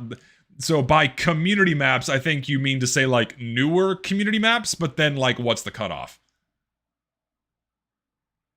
That's the issue there. This meant a player that accumulated 40 points over... Yeah, maybe post-Jungle Inferno map rotations? I'm okay with that. Anything after Meet Your Match? Sure. 5 rounds was treated the same as a player that got 40 points in Yeah, and then you say legacy maps, but then, like, what's the cutoff for a legacy map? Is it Powerhouse? Is it Jungle Inferno? Like, that's the problem. one round. The simplest improvement would be to use points per minute over the last n minutes, but the game also tracks kills, assists, healing, support, headshots, and other metrics that could be used for more accurate performance estimation. Yes, this I agree with this. Could be tuned in practice until it achieves better outcomes than just using points. Yeah, I agree. The issue with only using points is that it's an aggregate score. It doesn't take into account how long someone's been in the server. So you could have someone that has 50 points, right? Oh my god, 50 points is a lot. They're playing really well, but they've been in the server for 30 minutes. And then, okay, how is that fair to equate that to someone else that has 50 points, but they've been in the server for 7 minutes? Obviously, these two people are not even remotely equally skilled, or they're doing completely different things, and they might be at the same skill level, but what the activities they're engaging in equate to a different number of points in the outcome, right? Like, this guy could be really good at engineer, and he got a shitload of teleports, so his score is really high, but then someone else who also has a similarly high score could just be fucking killing it as heavy. So you can't put those two things on a pedestal. So incorporating something that is more time-based and looking at all the other individual stats the game already keeps track of makes a lot more sense for a more tailored balancing algorithm, of which I completely agree is a much better idea than just using aggregate score. I mentioned earlier that bounced connections and landing in empty servers are issues tied to individual level searching. For this reason, I propose the Play Now button could use a game coordinator, just not a skill-based one. This means never getting bounced and never having to wait in an empty server. Players would be gathered... See, I'm okay with this, save for one additional thing I'm not sure if he's going to bring up. If he doesn't bring it up, then I'll illuminate, but we'll see. I'm okay with this, because if we're just coordinating clouds of people and dumping them into a server just to get it populated, skill issue aside, fine. But does it address slot reservations? Let's see what he says. The hood on the search screen and put into a server together. This doesn't mean bringing in casual style restrictions like using only Valve servers with one rule set or team preservation measures. Those restrictions are due to the skill-based part, which is not mandatory for game coordination. Yes. Everything other than the Play Now button would still be individual level searching and rely on direct connections. Yes. Meaning bounced connections and having no populated servers to join could still happen. The 22 out of 24 rule mitigates bounces, and as a bonus leaves an open slot for server browser users. Exactly. Aside from that, a case where all servers are full to the brim and only empty ones remain would be rare under the whole game's worth of traffic, since players would be continuously moving out of servers, leaving openings for others to join. Yes. Ultimately though, small inconveniences in game finding barely matter if games are enjoyable, last long, and map changes are worth waiting through. So true. All of the little minor inconveniences of occasionally needing to find a new server or doing a map vote or waiting, those little inconveniences become way less annoying if you're actually playing for more than 5 minutes. I don't mind queuing for 3 minutes if I'm playing for 45. I mind when I queue for 3 minutes and I play for 30 seconds. That's when it's a fucking problem. To illustrate, in the live streams I reviewed, for each game found there's an hour and 18 minutes of stream time. This game coordination proposition is why I didn't consider it necessary to go into the old live streams and complaints. Adding game coordination would effectively put quickplay's game finding on par with casuals, leaving the skill-based elements as the distinguishing factor. Yes. Please note that before Meet Your Match, Valve had a working beta of game coordination for quickplay. Never having to join empty servers was mentioned in the prompt to join quickplay beta. I found an email sent to server operators mentioning they started with gathering 2 players before putting them in a server, with plans to increase that minimum when more players use the system. In other words, what that was trying to address is, oh, hey, we know we have a bunch of servers that are like at 20 or 22 out of 24, And so, boom, we'll throw in those two players at the same time. This eventually evolved into the MVM game coordinator. The quickplay beta evolved into the MVM game coordinator, and then they iterated upon that for the in-game competitive mode, and then just increased the team size to 12v12 for casual mode. So, yeah. So far... Okay, so he did not bring this up. Okay, so, or maybe he hasn't brought it up yet. We'll see if he does, but I'll say it now. So, I'm good with having the game coordinator find clouds of players to all put into a server at the same time, so you can always guaranteed get into a populated game, but that doesn't address the player slot reservation issue. What's going to happen is, oh, okay, we're still going to load all of these players in at the exact same time, but then if one team doesn't have their players load in at the same time as the other team, that's going to automatically set up an imbalance, right? So what should happen is they all connect to the server at the same time, they all load in at the same time, but they are presented with the team selection screen. So the player loads in first before choosing their team, meaning both teams will have the same number of active players before the game starts. That's the qualifier, if we're going to stick with a game coordinator. Okay? The other feature this quickplay beta had was a party system, which rests atop game coordination. Introducing parties would make playing with friends much smoother, especially for new players coming from other games. There are, however, solid arguments against a party system. Yeah, and these are the big three, and not to mention, anecdotally, a lot of people, right? A lot of people don't really queue with 6 stacks. Most people queue with 1 or 2 other people. According to the poll I'm taking right now, 89% of you rarely queue in a party of 3 or more, right? So I would say do away with the party system entirely. Or if they keep the party system, it can still connect everyone to the server at the exact same time, but they get split up by the team selection screen. They can't all be stacked onto the same team. Team stacking upsetting balance, a 6-player party being impossible to kick, and parties being used to flood servers with bots. A simple remedy would be to not put party members on the same team. Yep, that's it. Some Simple people, as that. however, like this feature, so let's suppose we keep the option and try to solve the I feel like the resulting only issues. people that like this feature are cheaters and comp lord pub stompers. Sorry, I'm sorry. That's if you're playing in 6 stacks, that's like the main thing I view. First, let's allow team scrambles and auto balance to split parties that upset the balance too much. Yep, that's step 1. Performance Good. estimation, like I described for scrambles, would help determine if a party causes enough of a problem to That be is step split. 1. This is good. Second, let's make party member votes count less. This would prevent party members from protecting each other from kicks and from kicking teammates on a whim. Sure, but I feel like this is throwing band-aids on the overall larger problem that a large party system just doesn't work for TF2. How about just reduce the party size to 3?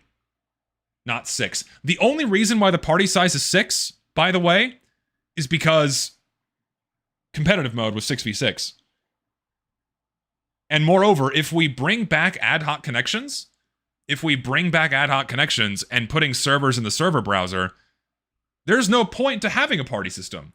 Because you and your friends can immediately find a server with enough slots for everyone to join in right away, with no cap of 6. That's another big thing people forget about. Back in the day, you didn't have to rely on the game coordinator to find a server for you. You could just go in the server browser or use the show servers option, copy and paste the IP, and share it with all your friends. If you wanted to play with 9 fucking people, you just had to find a server that had 9 slots and you could all pile in. If you wanted to populate an entire Valve server, you used to do something like, dude, I miss this because you used to be able to do this when you streamed TF2. Like, oh shit, I don't own my own server. Oh, here, I'll just copy and paste this Valve server IP, put it in my chat, and everyone can populate this Valve server. That was fucking wonderful. Just bring that back. Then we don't have to worry about party sizes and keeping team and, preserving team balance and shit. Just bring back the ad hoc connections. It's easy. In Counter-Strike, for example, 4-player parties are not allowed to kick the one non-party player on their team. If this wasn't enough, a vote to kick an entire party could be...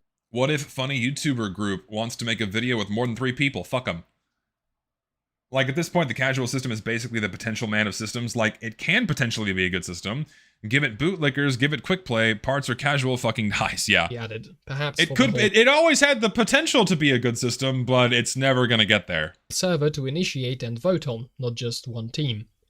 This would have to be tested and tuned in practice, because I can definitely see it being abused, but it is a possible solution nonetheless.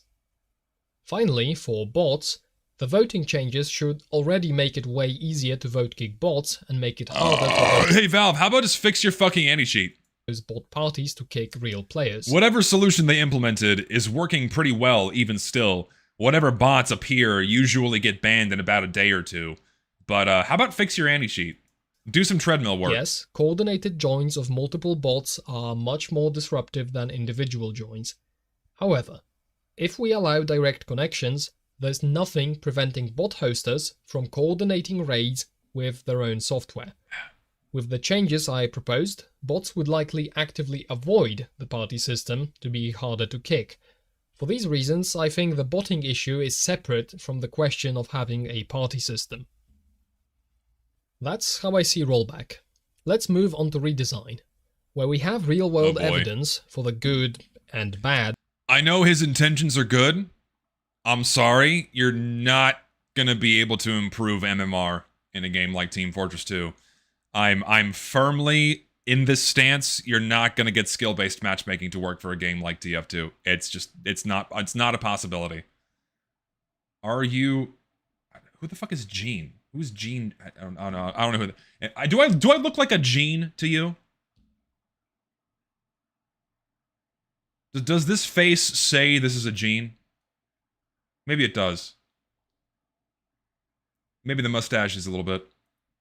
Yeah, maybe. Maybe a smidge. Maybe a little bit. Of rollback, redesign is more of a design proposal. The core acknowledgement it makes is that MMR has limited predictive power in the chaotic environment of casual TF2. There's a few ways to remedy this. MMR could be adjusted based on round outcomes instead of match outcomes, and it could take individual performance into account. For example, if you lost a round but played as well or better than you usually play, you would lose less MMR. It kind of already does that. I believe it does.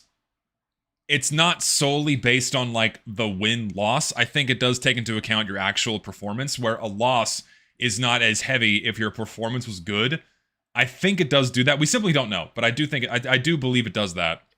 These changes mean MMR reflecting player skill is no longer tied to the performance of their entire team over the course of a whole match. The only problem is that if you go down to a round-by-round basis, then it doesn't matter, because it's you have shorter periods in which MMR is actually calculated.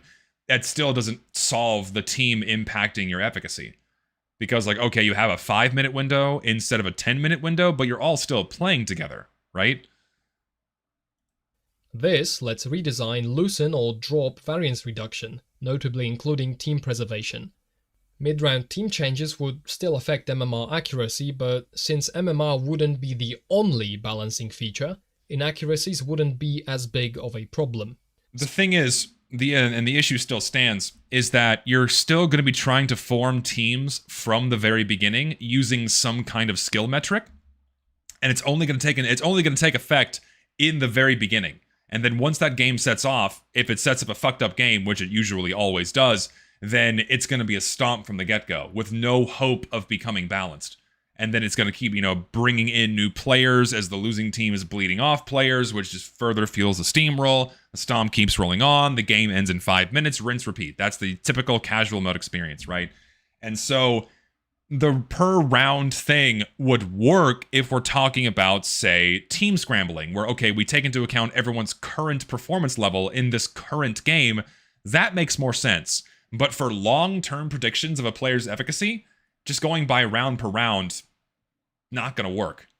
Scrambles between rounds would not matter for MMR, and adjusting for individual performance would help counteract the noise from team switching, auto-balance, and direct connections. And 'Cause sure, like there is a certain amount of noise introduced when people get swapped or when people leave the server, because those, I guess, I don't know how the game treats those. I think it might just ignore them and not adjust your MMR at all, or it might, I don't know. But even then, that happens so often, regardless, that I don't even think it's going to make much of a change either. Now have a more reliable MMR, we can use it to form more balanced matches.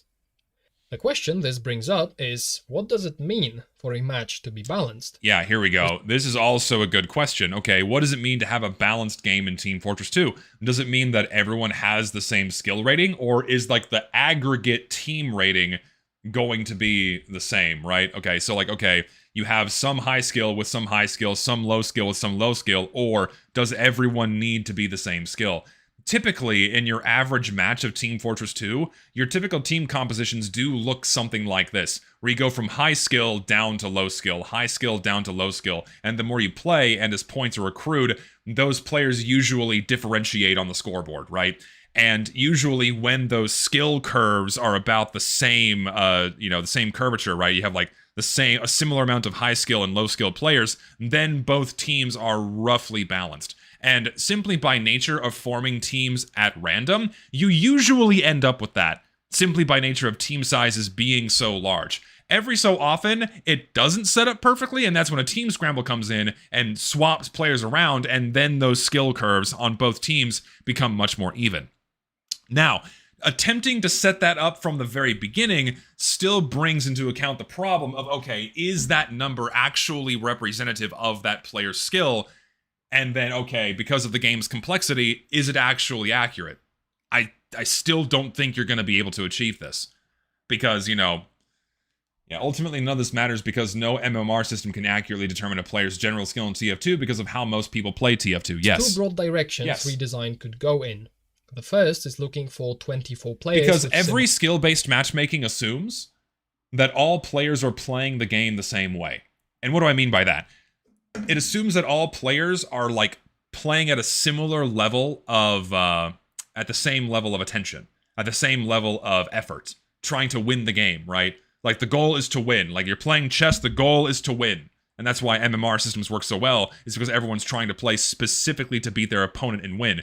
But Team Fortress 2 is not that kind of game. It's not just seek the objective and win. There's so many other things that are happening and going on, side objectives, side stories, people hunting down specific players, playing with silly gimmick loadouts, what have you, that you can't apply an MMR system or skill-based system onto this game because of how players are not all treating it the exact same way.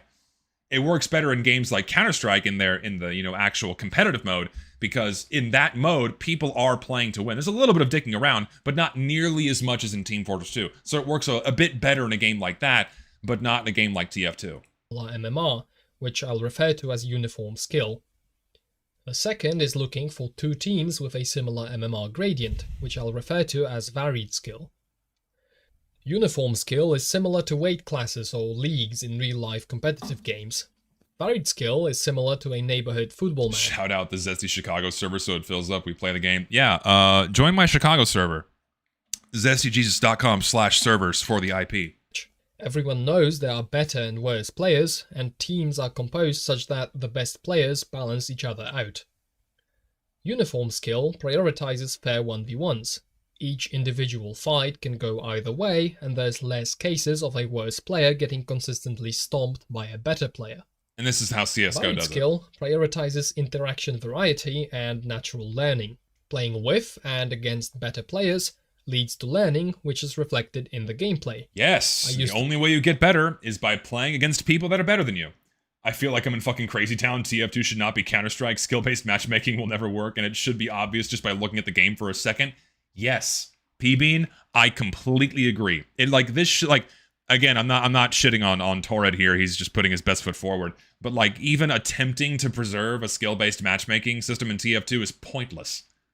There's no reason why we should even be having a discussion for having MMR or skill-based play in Team Fortress 2.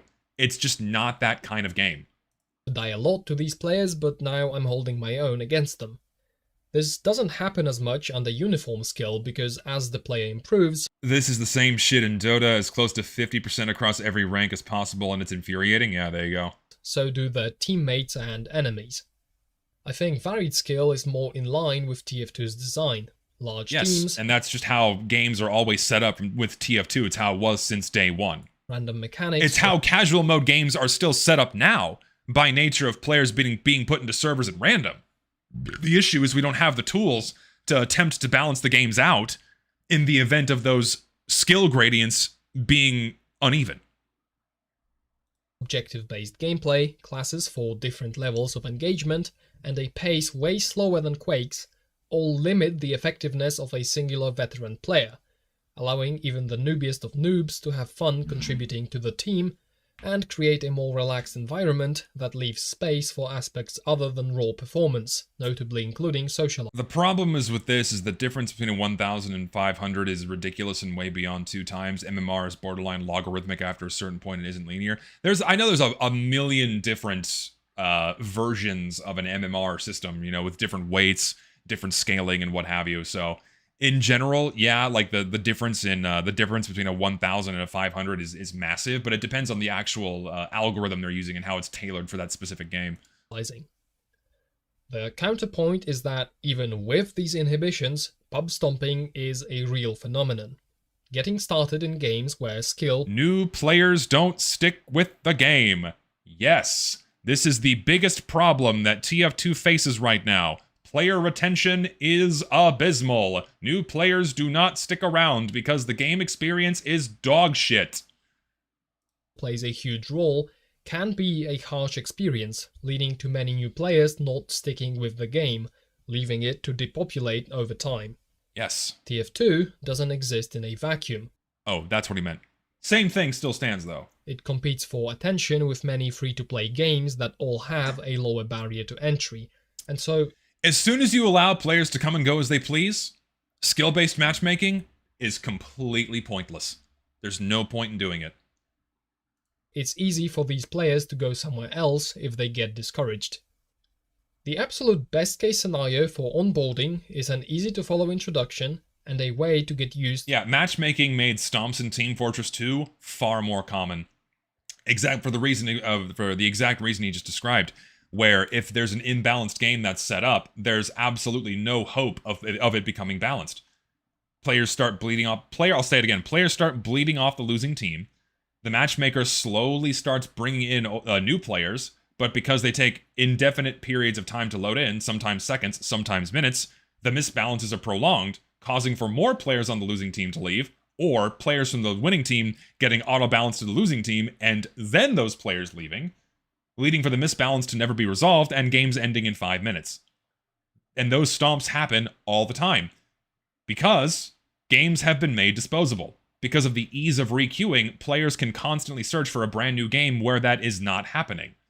Which causes for a massive amount of player churn, and servers constantly emptying out and getting filled back up again instead of staying populated for longer periods of time for more balanced games, therefore making it easier to get into a more fun and balanced game. It's been that way since fucking Meet Your Match came out. The basics without having to stomach continuous stomps. So, functional tutorials for all classes, better default settings, obviously. And this should just go without saying. You know, finish the tutorial, give more information for brand new players so they don't get completely fucked over and have no idea what's going on. This is one of the biggest problems TF2 has right now, is bringing in new players and actually showing them how the game works. If you're a brand new player for Team Fortress 2, you've never played, good fucking luck. Good luck. Box lobbies for players... Unless you have a friend holding your hand, Jesus. ...with low MMR and low playtime, allowing them to get used to the game together with other newcomers. That's why 2 Fort holds the most new players. It's simple and the most casual environment you can get in casual mode. Yes. As the player accumulates playtime and gets better, he could be matched with a wider gradient of MMRs, which would present more challenge, introduce variety, and facilitate further learning. Sandbox lobbies require a controlled server environment and at least decently reliable SBMM, which is why they can't be done under rollback. If what I presented so far sounds interesting to you, look into Team Comtress 2. A lot of the ideas I mentioned come from that mod and its author, Mastercoms. Link. So, still doesn't address the issue of not being able to appropriately assess team player skill. Building games from the beginning is never going to work. For things like scrambles, sure. Using contracts for map variety fails and falls flat on its face, because once the contract is done, there's no reason to keep that player around. They're just going to go back to playing on the maps they enjoy. If you have to dangle a toy for someone to play on a map, it means your map is bad. More likely than not. That's, I would say, most of the maps in the game. And the reason why so many other good maps aren't touched is because of functionality issues, like King of the Hill, 5 Control Point, and Capture the Flag, resulting in incredibly disruptive and short games, or visibility issues like Payload Race being shoved into alternative game modes and not being ticked off by default. Honestly, I gave up. The TF2 community made it clear they're happy being abused and exploited, and Valve made it clear they'll never change. I'm hoping to change that by having conversations like this. I am. I'm really hoping to have conversations. To keep having conversations like this, and to keep this at the forefront of the game's discourse, so maybe Valve actually does something. Instead of just going, harumph, harumph on Twitter, and nothing's ever going to change. Well, I'm actually happy nothing is changing. Why? You're a medicated nutcase for wanting things to be different in Team Fortress 2. In the description and on the screen. More improvement ideas from Mastercoms include adjusting matchmaking and using contracts to increase map variety, and consolidating servers between matches. For example, merging 3 servers with a few players each into one if they choose the same map. The list of ideas I mentioned is by no means exhaustive, but evaluating Valve doesn't give a fuck all their proposition. resources are being poured into Deadlock. Not even that many resources are being poured into Deadlock. It's mostly contractors working on that game. Not even like full Valve employees. Valve is pouring their resources into their yachts, into their vacations. Valve is doing nothing. All the work being performed at Valve is being performed by non-employees, which is the craziest part. Everything's either automated, or they're paying like a third worlder, like a low-end American salary for a high-end salaries amount of work. And that person will happily accept it because it translates into a high-end amount of money in their country of residence. And at the end of the day, Valve cuts costs. They make more money. Is outside the scope of this video. The point is, it's a proposal for something new. I think what I showed is sufficient to demonstrate that redesign is a valid series alternative to rollback. It would have to be implemented, tried at scale in practice, and iteratively adjusted. Thankfully, the core idea of collecting information and using it to make the game's systems smarter. No, Valve, like, there's still some people in Valve's employee roster that either did once develop games or still do, but that's not what Valve does anymore. Valve's not in the market of developing games. They're in the market of making money. That's what Valve does now. They're in the market of making money. And they do it through Steam, and they do it through finding new and creative ways to encourage players to spend money on their existing games. And Deadlock is just going to be another example of that. I mean, and just to prove it to you, right? Just to prove this to you right now. Hold on. Guess what's coming for Deadlock? If you didn't think this was going to happen, right? Because I'm sure some people thought this wasn't going to happen. It is. First of all, isn't it insane that Deadlock players get this level of communication from a fucking Valve dev? They have access to them inside of a Discord, and they can interact with them and ask them questions about what's coming down the pipes. So here's a Deadlock dev, directly responding to someone and communicating inside of a Discord, which is like unprecedented for Valve, because they don't talk to anybody fucking ever. And so they have ideas coming down the pipeline right now. Specific timing aside, though, there are 3 update categories we are prioritizing on getting out next: a revamped matchmaking and ranked update, an item-focused update, and a large content update. So monetization for Deadlock is right around the corner. And as soon as this game is in a remotely finished state, they're going to push that shit out and start milking it for every penny it's worth. Deadlock is going to be fucking massive. It's going to be fucking... sound familiar? This is what they've done for all of their other major IPs. Is develop internally, put out a beta test, rush it or push it out, monetize the shit out of it. So they're going to be adding something to encourage players to gamble. Don't know what form that's going to take. There's going to be an in-game shop like all their other games have. But when it comes to, the random access part of it, either loot boxes or like CSGO's terminals. We don't know what system they're going to use yet, but you better damn believe there's going to be some form of gambling inside of Deadlock once they push out these items. This is Valve's MO. Make no mistake, this game is being developed so it makes a fuckload of money. Like every other game. It's a market. Who thought? Who could have thought? Lends itself well to trying and refining new functionalities. Rollback. Yeah, sorry, I forgot. Surprise mechanics. That's right. Yeah, it's not gambling. It's surprise. A surprise! You got $1 million. Oh my god! Try again. Oh, you got 1 cent. Okay. It's dopamine mechanics. Primarily about Valve servers, as that's the default environment for. So now we're in community servers. However, community servers were, at least historically, a huge part of the full TF2 experience. They were the only TF2 experience for the opening 3 years. For the first 3 years of the game's lifespan, it was only community servers. Nothing else.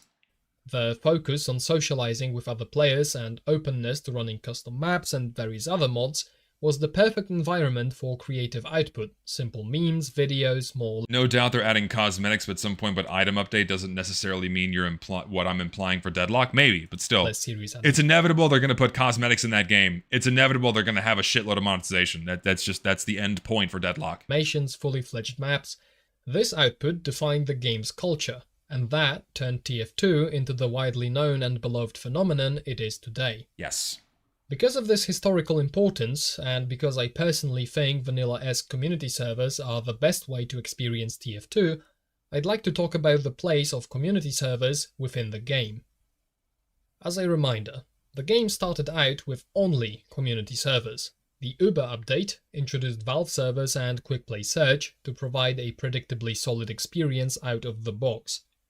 Since quickplay search became the new path of least resistance, being eligible for it was key for getting players on your server. To be eligible though, your server couldn't run custom maps or make too many modifications to the game. Yep. So you had to compete for attention with Valve servers, but without standing out from them too much. Yeah, there we go. This other point is not emphasized enough because this is still one of the biggest pieces of misinformation that people point out about quickplay, is that, oh, in quickplay you'd get put onto like wacky random Minecraft Ponyville servers. No. That never happened. In order for a community server to be considered as an option for quickplay, it must have run the vanilla game. Vanilla maps, no plugins, random spread, and all that shit turned on. It had to be the vanilla game. It couldn't run custom maps, it couldn't run custom game modes, couldn't be fucking balloon race. It only put you on official vanilla maps since day one. The very addition of quickplay introduced significant tension between Valve and community servers. To quote an email from a server operator to Valve, "We have been losing new traffic to our servers since quickplay started." And a bit further down, they and created this is true. quickplay, and if you wanted your server... Valve defaulting to their own servers only was a blow to community servers because that they had that lifeline cut off, because originally it would seed players for both Valve and community. And so, as a result, a lot of vanilla servers had to find new ways to stand out, so they began running a lot of custom maps or like 32-player servers or no random crits, even simple things like that to kind of make them stand out a little bit more. But players still at least had the option to incorporate those servers into their game searches using the old quickplay system. To participate, then you had to conform to using specific maps and keeping it vanilla. Otherwise, you risked not having any new people find you. Now, consider that Valve servers are a fully controlled if only they knew how bad it would really get. Yeah. While community servers require ongoing moderation. If only we knew back then how good we had it. That naturally could never be perfect. If the goal is to provide a predictably solid experience, Valve servers only seems like the obvious solution, and that's exactly what happened in 2014. Quickplay was switched to search for Valve servers only by default. An option to search for community servers was introduced, but it was hidden behind a small cog icon, which did not make it naturally discoverable. Only those that explored the settings on their own, and those that was also a shortcoming, is that the advanced settings was put as a tiny little button. If that had a lot more visibility, then I don't think it would have been. I don't think it would have been a big issue. Already knew the option existed would use it.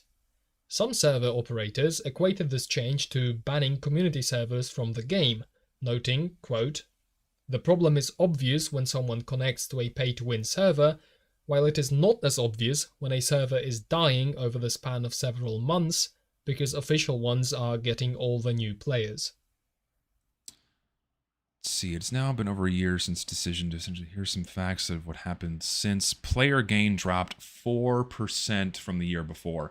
I'm honestly surprised it's not that big. Only 4%? Like, I'm sure relative back then, 4% is big, but 4% compared to like 60% after Meet Your Match came out? Seeing a figure of only 4% after quickplays, after Valve defaulted to their own servers only, that's very surprising. I was expecting it to be a lot bigger. UGC Highlander teams it dropped 17%. That's kind of irrelevant. It's a competitive mode. Highly reduced map variety from community servers. Even top non-quickplay servers have drastically fewer players than in 2013. This last weak link to community servers 4% is nothing in comparison to what we deal with today, which is like none. Would be cut 100%. from the way most players find games in Meet Your Match, leaving community servers only accessible through the server browser. Now, to be fair, those changes did not happen in a vacuum and without any reason. There are plenty of reports indicating quickplay would send players to server networks that were unlike regular community servers. Yeah, and this was a problem. Not all servers followed the rules. So this was a problem because Valve started getting it into their heads that they don't want to do treadmill work anymore. Because back in the day, Valve would go out of their way to blacklist servers breaking their rules. So if you were running pay-to-win plugins, if you were running shit that would exploit players, like advertising premium accounts and whatnot, those servers would get banned. They'd get removed from the server browser. Valve used to do that, but because they didn't want to do treadmill work anymore, because their priorities internally were shifting away from Team Fortress 2, they wanted a simpler Band-Aid solution, and that was defaulting to their own servers. Instead of doing what they had always done since they started implementing their own servers in 2011, to, actually curate the experience for their players, but fuck it, we'll do it in an automated fashion, but also hurt the good servers at the same time. To quote a Reddit post from a server admin, plenty of servers snuck into the quickplay server pool by using workarounds to either run forced MOTD advertisements, have strange plugins that completely alter the game, or be filled with bots, making for a very... the bot spoofing player counts is a problem. Even though Valve turned off the message of the day by default, you still had some server networks like forcing you to turn it on in order to even play on their servers so you could see their ads. That shit was fucked up. Players did have the agency to blacklist those servers on their own, and it wasn't that bad of a problem. It did happen, but it wasn't like every single day you'd get put into a random server like this. But it's still at the fault of Valve for not stepping in and going, no, don't do this, we're banning your fucking servers. Valve really just needed to have made an example out of one or two networks, and they would have stopped doing this because it would have been a waste of time. Pleasant gameplay experience. Or even one Is it true that AI is used for deadlock? Yes. The worst offenders, Zines, which give advantages... Go look at the latest episode of Idle Time. We have links to all that in the description. ...to premium members for a monthly fee. While Valve modified the game to prevent abuse of MOTDs, it appears they were not willing to actively play whack-a-mole to make sure that... What do people even define playing the game anymore? Well, for a lot of people that engage in the TF2 sphere, not playing at all. Because a lot of people engage in Team Fortress 2 just through memes and YouTube videos and Reddit posts. A lot of people don't actually play the game. Quickplay server pool is clean.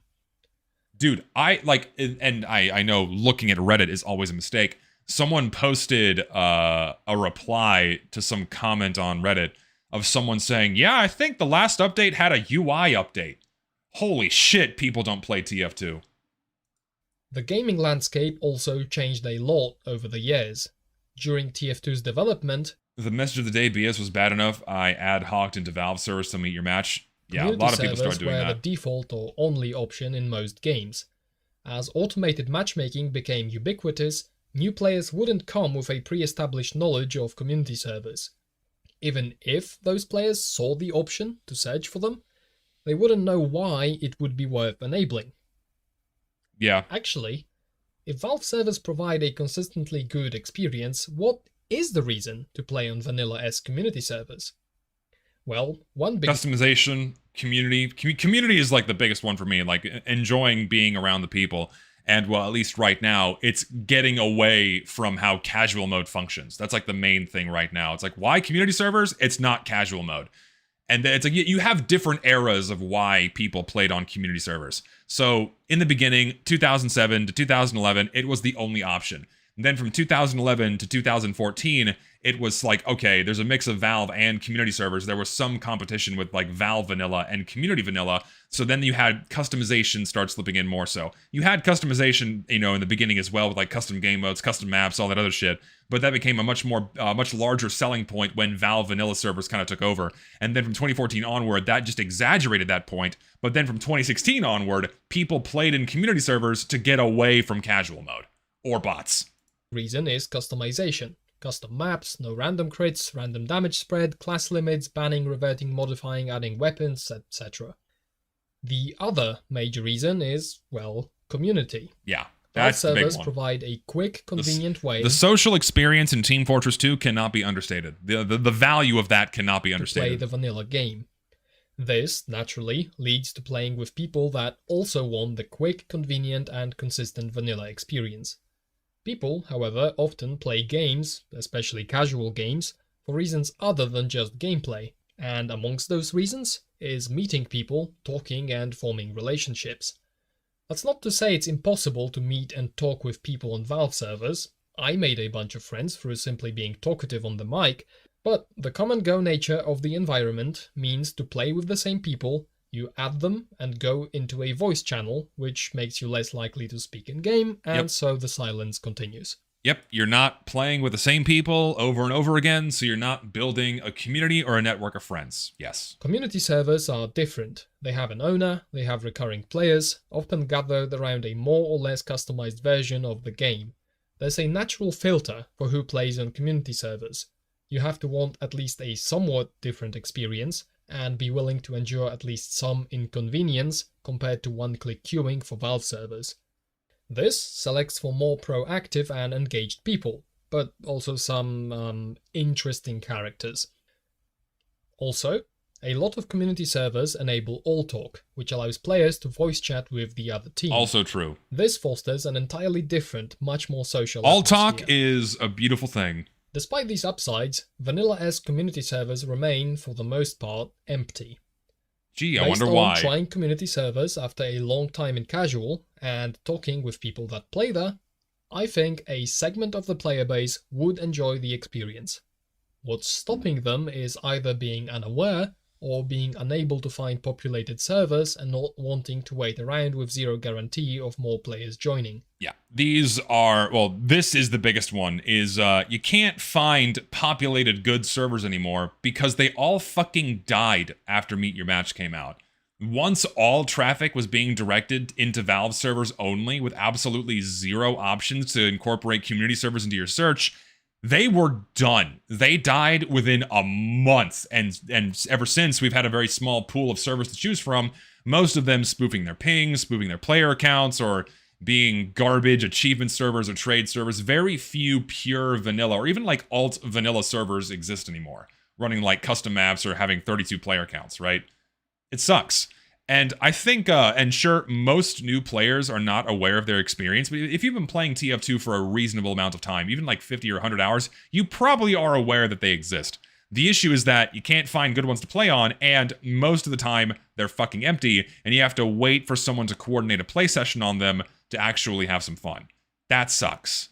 Which wasn't a problem with quickplay because it would send traffic to them and gave them more exposure, because when Valve, and this also can't be understated, when Valve servers were still visible in the server browser, which is something that should just be brought back immediately, because like according to that pie chart, like a third of players were going into the server browser, right? They were also being inadvertently exposed to community servers. Like, oh shit, here's all the Valve servers, but oh, there's a bunch of other servers too running this map I want to play on. I'm just gonna go here. And then they find a server, they stumble in and go, oh shit, this is a fun place to play. And then they favorite that server and keep going back to it. That is like one of the biggest reasons why community servers kept getting exposure post-introduction to Valve servers, is because Valve servers were still in the browser. And then once they were gone, that killed off all exposure alongside all potential traffic being redirected towards them, hence they died. Fuck. I know I'm a broken record, but this cannot be repeated enough. It cannot. I think these issues wouldn't make community servers suddenly overtake casual in popularity, but I think it would be enough to make them a consistently enjoyed niche. Yes. Considering the negative attitude community server owners had towards quickplay, there is some irony in suggesting bringing it back would benefit community servers. But it would. Nonetheless, integrating community servers into the main way people find games would be a big step towards making people aware of their existence and giving them a go. To maximize this, I think the option should be pulled out of the advanced settings menu directly into the main search window. Yes! Additionally, custom maps for vanilla game modes should be allowed. No! Which would give community servers more wiggle room. That's a bad idea! I don't want to play on Ponyville! I don't want to play on fucking like Mario Kart. No, don't do that. Aside from that, let's inform players that community servers exist and give communities ways to entice players to join them. Yes, that's good too. These ideas are mostly independent of rollback or redesign. Integrate community servers with Steam groups. Add clan tags to the scoreboard and let players open the clan's Steam group from there. This would let players... I could have sworn Valve had worked on something like this at one point.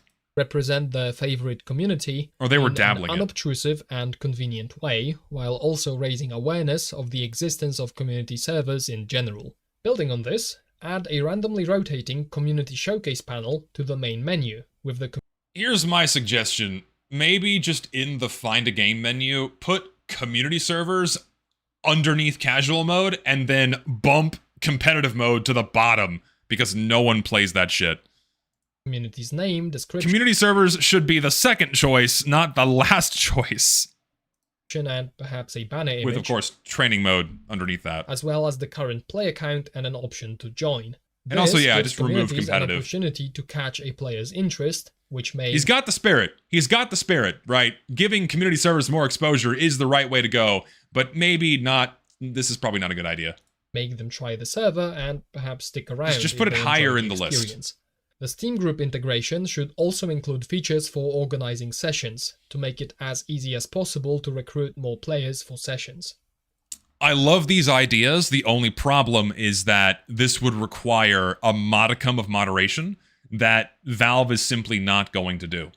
Because what if you get a Steam group centered around, I don't know, XYZ controversial thing, and like, oh my god, Valve advertised a Nazi server on the main menu today. Holy shit. Yeah, Valve will never do that. It's way too risky for their reputation to even like attempt doing something like that. So the simpler option would just be to bump the community server browser higher in the list.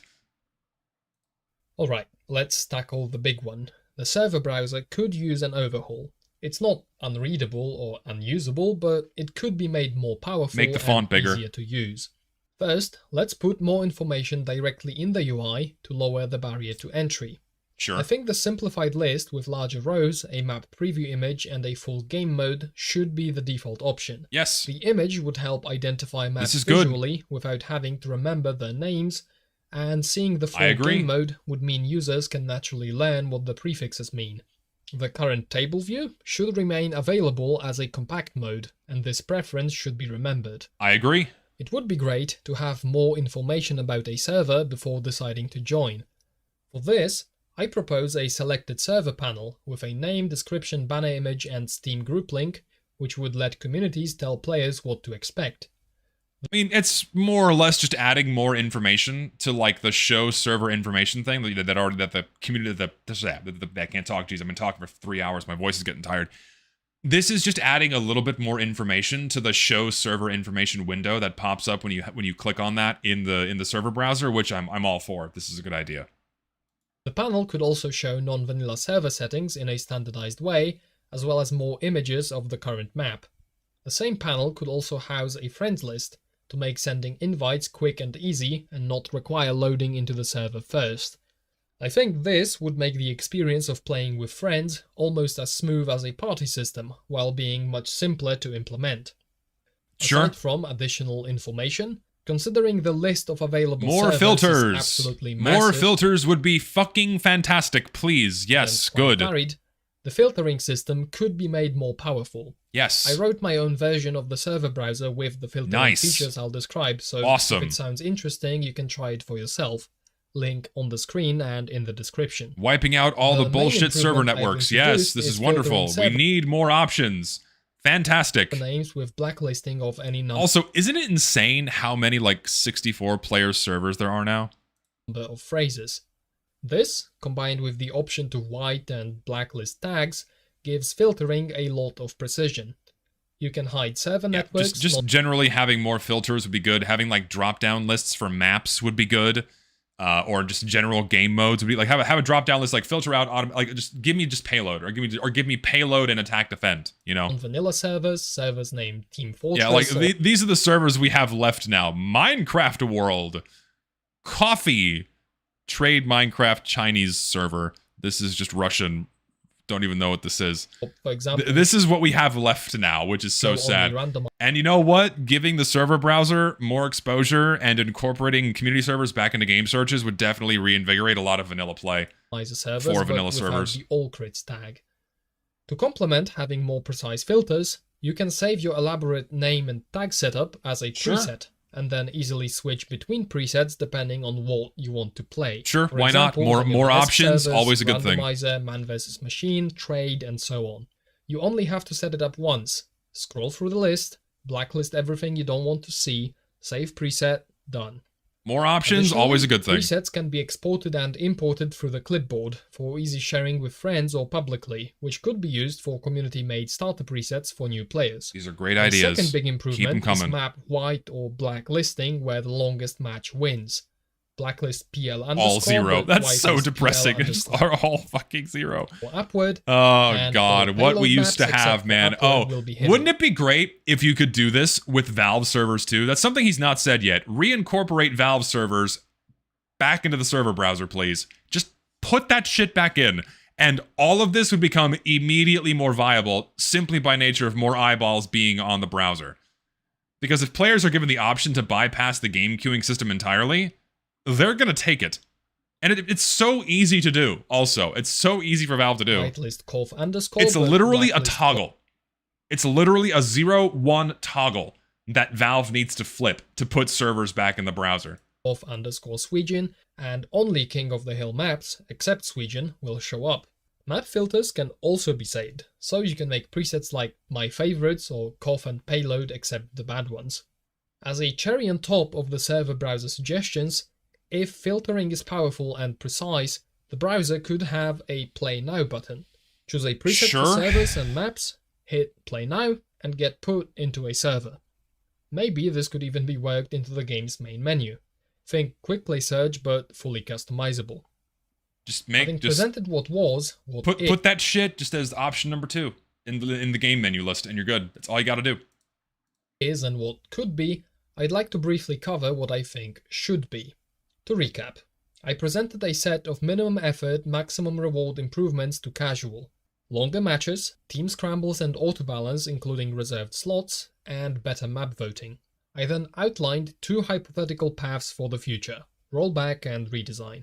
The main distinguishing factor between the two is their approach to skill-based matchmaking. Rollback removes it entirely, and redesign adjusts it significantly to fit the context of casual TF2. Which won't work. Finally, I showed a series of ideas for... I'll say it again, it won't. No manner of skill-based matchmaking is going to work for Team Fortress 2. Sorry, rollback is just the better option. Integrating it is the only option. Which are mostly it's not even a debate. From the Sorry. paths. It's the one thing with this video that I disagree with is that this should even be considered as an option. Simple improvements are agreeable and should be implemented immediately, regardless of future direction. If casual had longer matches, mid-game balancing features, and better map voting, the case for sweeping changes diminishes significantly, because it's a lot of effort for much less remaining improvement. It's worth considering it doesn't matter. 10 years of... It doesn't matter. It's a fucking multi-billion-dollar company. The amount of effort should not matter. They should just do it. Seriously. Casual, including the bot crisis. Yeah, and I agree. Asking for a compromise is not worthwhile because it still isn't addressing the underlying problems that we would still be dealing with just with like a little bit of numbing cream across the wound, across the bruise, you know? Not enough to kill the game. nor did it make the player base overwhelmingly switch to playing on community servers. This indicates to me that so long as players keep getting put in games, the question is less about survival and more about the character and quality of the main game experience. This just proves and goes to show, so long as you put someone in a server, so many people just don't care. It's like, okay, I got put in a server, I can shoot something now, you know, and that's how a lot of people operate with a lot of their video games. Like they don't think about it that much. Especially a lot of the younger modern audiences just kind of look for external stimuli. They look for something to occupy their time, you know. Thing is, 10 years of casual mode pushed a shitload of players away. So this statement isn't exactly true. The introduction of casual mode pushed away countless players, countless veterans, countless competitive players, and just so many people bailed out. So many community servers were lost. The main reason why TF2 still has the player counts it does is because you still have the core dedicated audience of people that stick around, and the fact the game is free to play, because this game has a constant flux of new players in and new players out. Every day TF2 gets new players, but every day TF2 hemorrhages many of those new players. Player retention is awful, but there's this constant replacement that keeps player counts, you know, relatively high and kind of stable. That's why the game still has players. It's not because they weren't pushed away, many of them were, and many players would come back if Valve rolled back to the old system the way things used to behave, but yeah. In other words, I think the correct framing for choosing between rollback and redesign is what should... Yeah, again, people wanting matchmaking to be better was only an issue after it was implemented.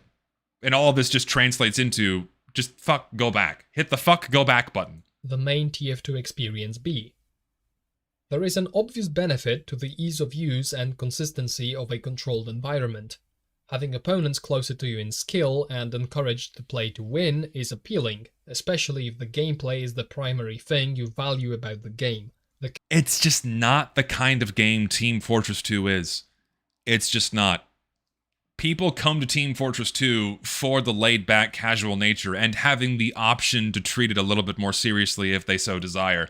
You're never going to be able to get all players to reach that same level of desired level of engagement. It's just not going to happen. The game has never been this way, and it never will be. Case for onboarding new players via sandbox lobbies is also strong. The market of free-to-play shooters is fairly saturated, and players that feel discouraged have a lot of options to switch to, many of which are more welcoming. On the other hand, the biggest appeal for Team Fortress 2 is the fact that it's not modern. TF2 is only alive because it isn't like all of the other options out there. If TF2 was made to emulate modern options more, the game would be dead. The reason why people stay is because we can still get that old experience that is different from every other modern free-to-play live service shooter title. That's why the game is... That's like the main reason why the game is still alive. Not only because the game is good, but because it's like nothing else out there. And trying to push its systems to emulate these current games is not the path to take, because it's not what the game was made to be. You could argue that SBMM doesn't belong in a casual game at all. No. I certainly acknowledge it's a there failed is experiment. an impact on player attitudes and behavior, and thus the atmosphere of the game, but I think never showing MMR to the player and having no reward for maximizing stats lessens this impact a lot. I think the difference between the atmosphere of a casual... We've had MMR for 10 years, and no one gives a shit. So just get rid of it. match and a community server are better explained by the drive-through nature of shorter matches, which should change, not having all talk, which Valve servers never had, and by changes in the broader gaming culture. Additionally, redesigns SBMM could choose varied skill. I think he presents points in favor of casual-like system to make the discussion more neutral, and I like it rather than going in one camp or the other. No, yeah, I'm not saying that that's not the issue I'm having here. This video is very good. It's like this is like one of the best videos out there talking about the casual versus quick play debate that we shouldn't even be having in the first place. But I just disagree that there's any future for skill-based matchmaking in a game like TF2. Over uniform skill, exchanging fair 1v1s for interaction variety and natural learning, while still using MMRs to balance the two teams as a whole. While I do think getting better at the game and playing to win is important, I strongly value the social aspects of TF2. And the player agency and the player freedom of being able to do whatever you want and have your desired level of engagement and approaching the game with as much seriousness as you desire. Like that is a freedom that TF2 has. And as soon as Valve tried to make it anything other than that and emphasized winning over everything else, it fucked up the experience. Playing on community servers. Looking at the two paths from this perspective, redesign promises more new players sticking around for longer, thus more people to nudge over to community servers.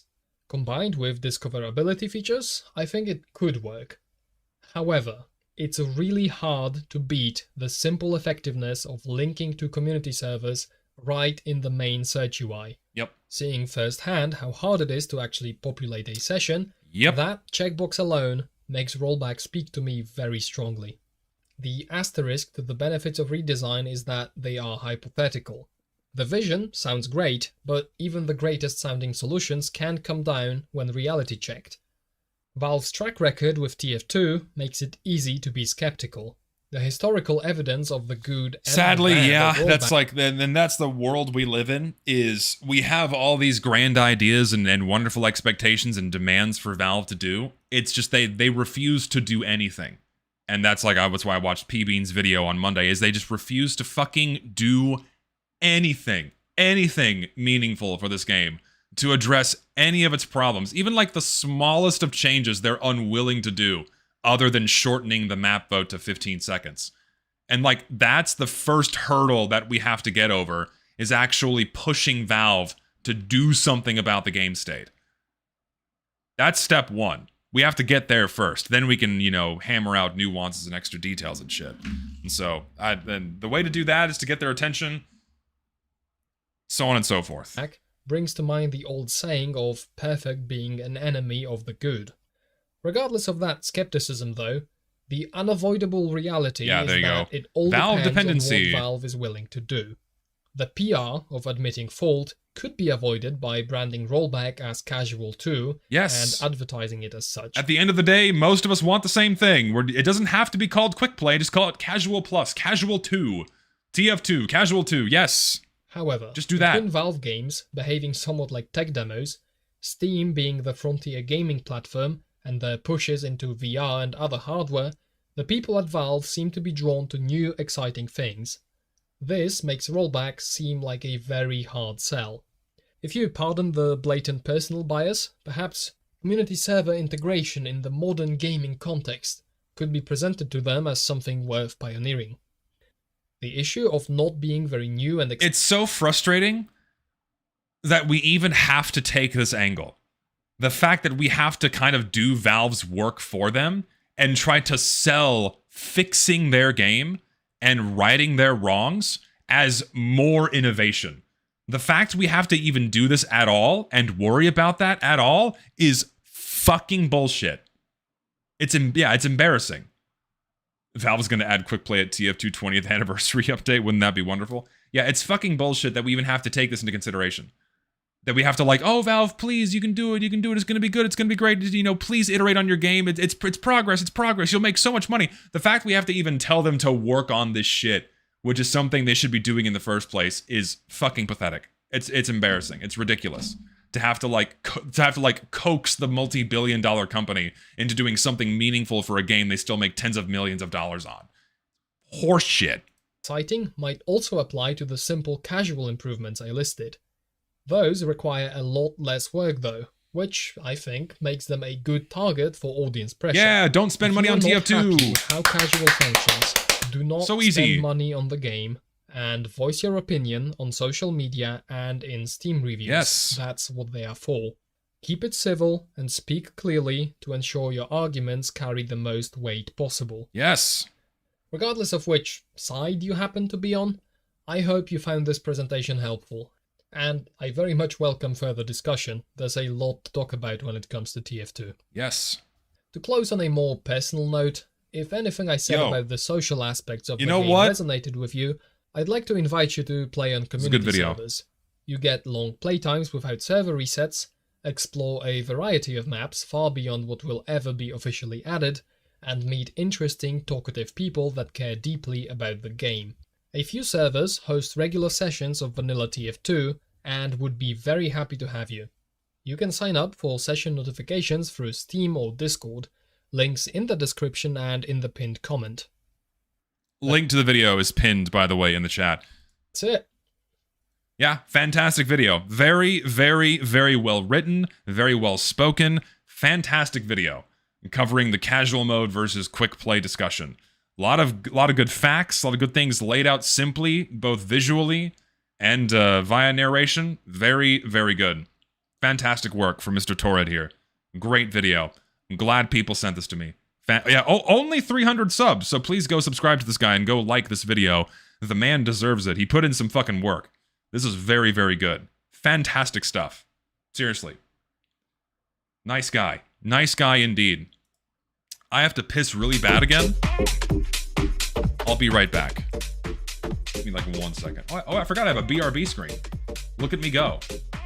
Where's my YouTube chat so you guys can like see yourself? Browser.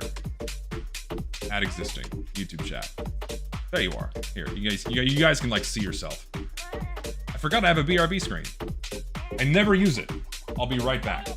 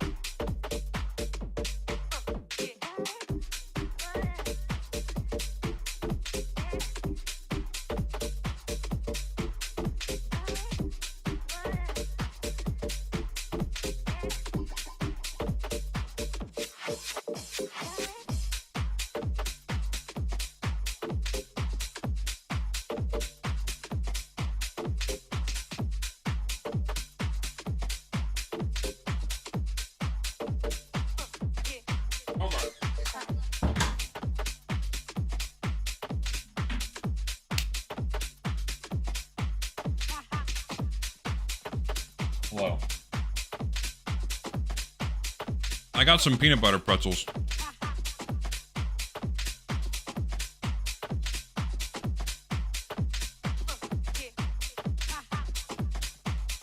Tasty, tasty peanut butter pretzels.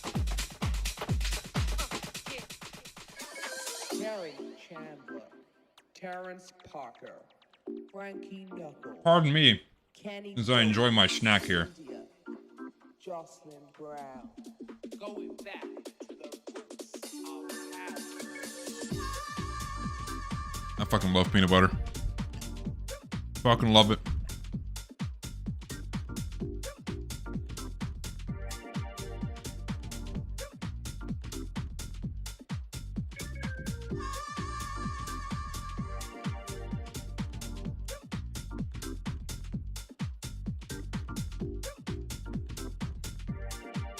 How y'all doing, by the way? poppin'? What's cooking good looking?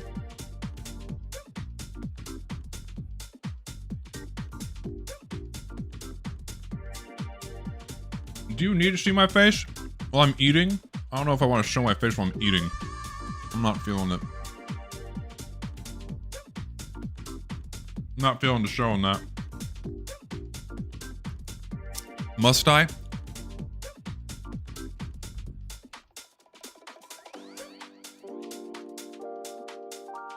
No, you don't get to see my eating face. Not up close anyway. If it's in a smaller window, sure. Otherwise, I'm not showing it. No object permanence. Where did Zesty go? He fucking disappeared. He fucking disappeared. He's fucking dead. Holy. Holy.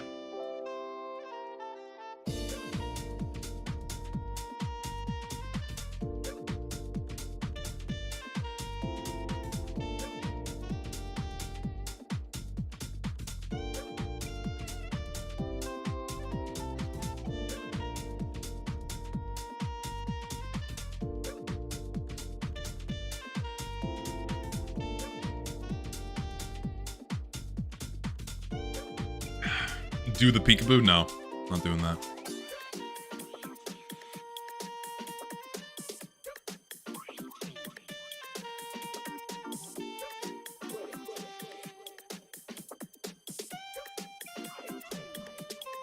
Do I have a playlist for these songs? I do. Here, I'll post the link to this playlist in the chat right now. There it is. So I will unpin that message. No need to have that pin no more.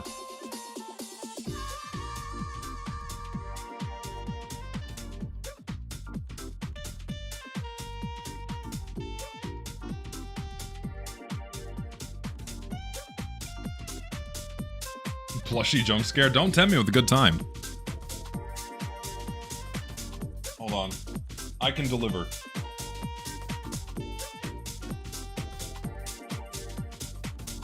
There she is.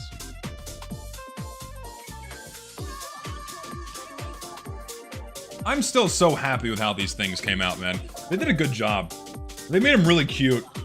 It's adorable, with her giant fucking ponytail in the back. They made this shit, it's like a handle. You can hold her like this, you know? They did a fucking fantastic job. Thank y'all again for buying those, by the way. It's very kind of you. Zesty mukbang, hashtag pog, fat ass white guy. Yeah! Fat ass white guy. Oh, fuck yeah, dude. Fat ass white guy. That's what I'm talking about right there. Fat ass white guy. No, I'm not doing that. True American indeed. Kaluka is a griefer with the worst case of trolls remorse. I do find that interesting, considering his history as Mr. Caption. And then originally being a very open and critical voice of game companies like Bethesda with Fallout, and then just doing a super hard about face and just kind of getting his nuts clipped. It's kind of sad to see. And now he puts on this act of nothing matters, who cares, anyone that does care is quote unquote an unmedicated nut. It's sad to see. What am I allowed to do with the plushie? I mean, you bought it. You can do whatever the fuck you want with it. It's your money. Your money, your product. Unlike Sony, not letting you own anything you buy anymore. Horrible thing to do.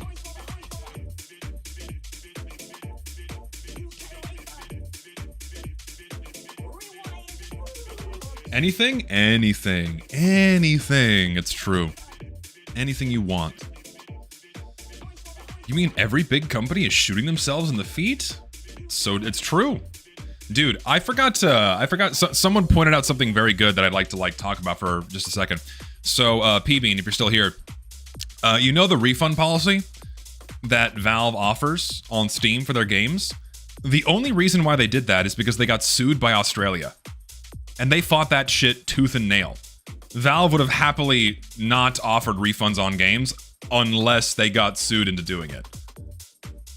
Don't forget that either. That one very nice service they add they have is because they got sued into doing it.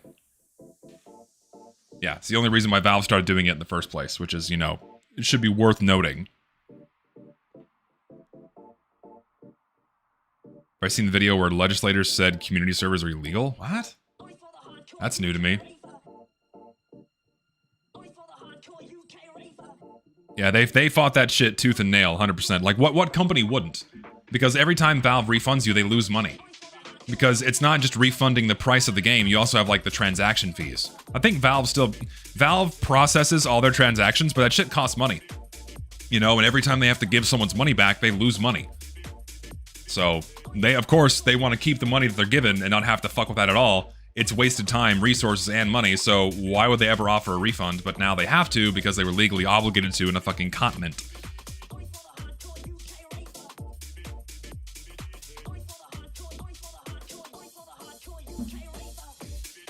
Send a link to the illegal servers thing? That'd be nuts. Yeah, that's news to me. I've not seen something like that before. I've not seen that.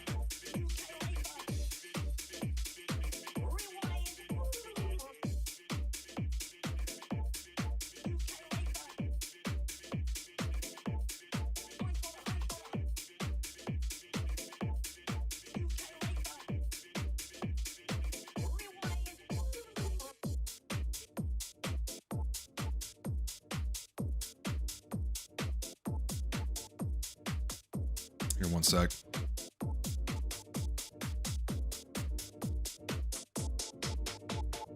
remember back in the 80s when I first heard electronic music. I knew back then this illegal computer sound was gonna be my call.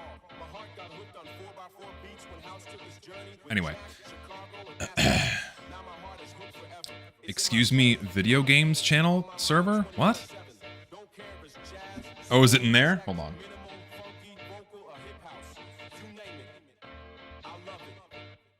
I was lied to. There's just dumb memes in here. I was lied to. Don't fool me like this. How could you? I feel betrayed. I feel betrayed. You're telling me the game company with a manufactured reputation is actually evil? Listen, money is the root of all evil. So some people believe. In reality, once you get bukus of money, and the pursuit of money usually leads people to do not so good things. So they don't think how it is. They don't think how it'd be like it is, but it do in that regard. Have I seen the Reddit post where someone recorded how their MMR changed over a few King of the Hill matches, and he gains MMR when he loses? Interesting. Oh, you DM me the link? Thank you. Let me see. Hold on. I'll pull it up. Microsoft wants to make Minecraft community servers illegal from a hearing in California today. What? That's fucking crazy. Hold on. There's no way this is real. I really need... I need to make an alternative Twitter account where, you know, you don't see that. So I have one, like, explicitly for streams. Hold on. I want to, like, turn this up. That's correct. Minecraft is currently hosted by community servers. Call of Duty community servers. So it's an option that is out there in existence here today. They're illegal, and they are not in any way affiliated with Microsoft. Microsoft, for Minecraft, has gotten a lot of criticism. That's correct. Minecraft is currently hosted by community servers. Listen to that Call again. of Duty community servers. So it's an option that is out there in existence here today. They're illegal, and they are not in any way affiliated with Microsoft. Mark my words. Mark my words. As I've said before, Bedrock is going to be the only way to play Minecraft very soon. Bedrock's going to be the only way to play Minecraft very soon. Mark my words. They're going to do it. They're going to phase out Java. There will be no more player-hosted servers. All being funneled into their dog shit.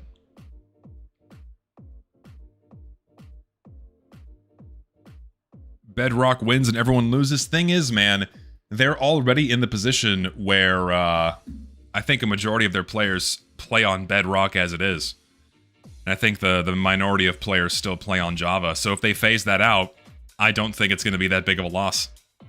Because if they push it as like if they push a couple of big updates after doing that, They're good, man.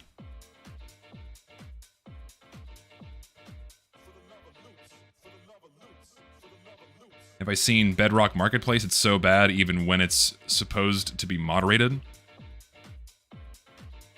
I mean, I've seen the Bedrock Marketplace. I've seen, like, a lot of the skins and shit that they sell. I don't know about, like, other things about, quote-unquote, being moderated. Like, what do they sell? Like, naughty skins? Hold on, like, let's do Minecraft Bedrock. Minecraft Bedrock Marketplace. Minecraft, is it the DLC Marketplace? Buy skins, add-ons, and more. What should I be looking for, is the real question. Like, what's, like, the bad things I should be seeing? Let's see, I want, like, skins. Here, let's go to, like, skin packs. Here, we'll share this adventure here. I feel like I'm getting deja vu. Let's see, most recent... These are the most recent things that they've put on. I want to see something bad here, because I'm not seeing anything bad here. I'm seeing a lot of skins that could be used for Discord grooming sessions. Oh god. Oh, there's 1,069 of them. That's crazy. Is this Roblox? It might as well be. They're charging you for a gradient skin. Dude, that's why I like Java, because they don't charge you to use skins in Java. Like, you're free to use whatever the fuck you want.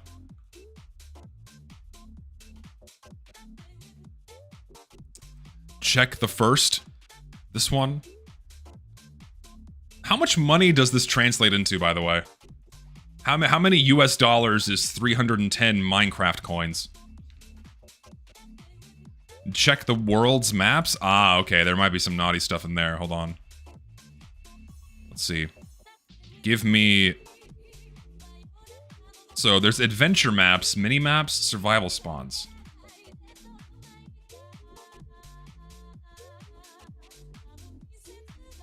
Oh, sorry, I'm blind as a bat. I apologize. Didn't even see the price. What should I click on? Adventure maps? What adventure maps do we have?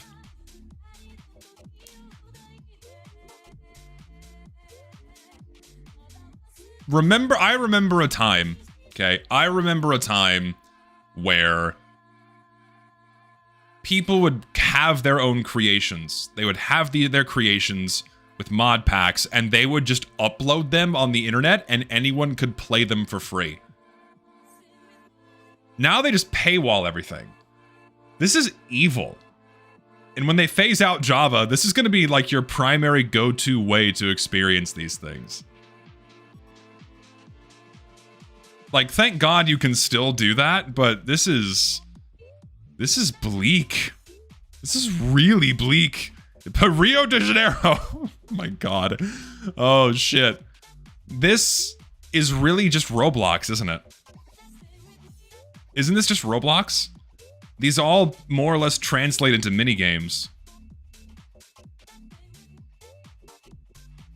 That's what I'm looking at here, is mostly just minigames. Because you have the skins, right? Holy shit, Dragon Ball Z! No way! It is! It's just some fucking oh my god. Listen, I know people are gonna or react like, oh my god, you've never seen this before? No, I've not seen this. I didn't realize it was this bad. I had no idea it was this bad. This is just Minecraft Roblox. I had no clue. Totally, this is all unlicensed, by the way. Like, Microsoft doesn't have licenses to this shit, but they're taking $9 of your money to play it. That's insane. With licensed characters and names and everything. And I'm sure they just let this shit slide until someone steps in and issues a DMCA. They don't give a fuck. They're getting paid. Wow. Because, like, okay, fill me in. How does this work? So, you pay for your Minecraft bucks. Do the creators of these things get a cut? I'm assuming the creators of these things also get a cut, yeah? But Microsoft also takes their cut. So Microsoft's getting paid. They make a lot of money from this shit. All unlicensed too. Insane. Funtopia World. No way, dude. I want to go to Funtopia World. This looks awesome. They have a football stadium. Okay, that actually looks kind of cool. But like, this used to be something you would just build and then share, not sell. Can I sort by price? I want to sort by price. Max price is 5,000 of you. What's the most expensive? I want like the really expensive shit.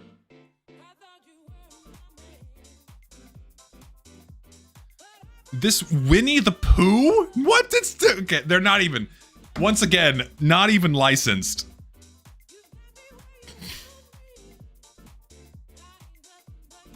What has this game become? Oh my god. Oh, this is wrong. Oh, I hate this so much.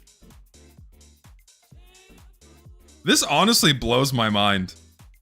I didn't know it was this bad. What else do we have? I want to explore more.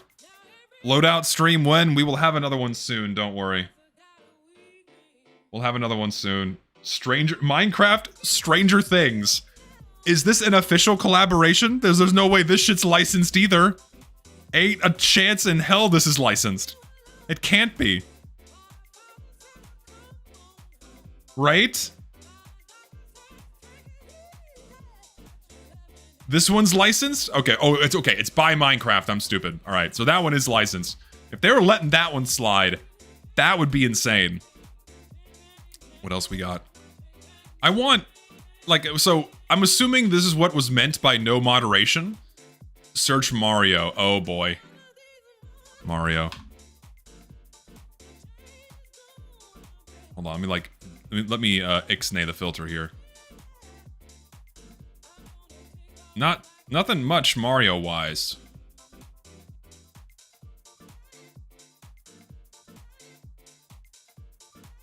No, yeah, and that's my point. There's free Minecraft mods online, but correct me if I'm wrong, you can't mod the Bedrock Edition, right? You can't do your own modding in Bedrock Edition? I simply don't know.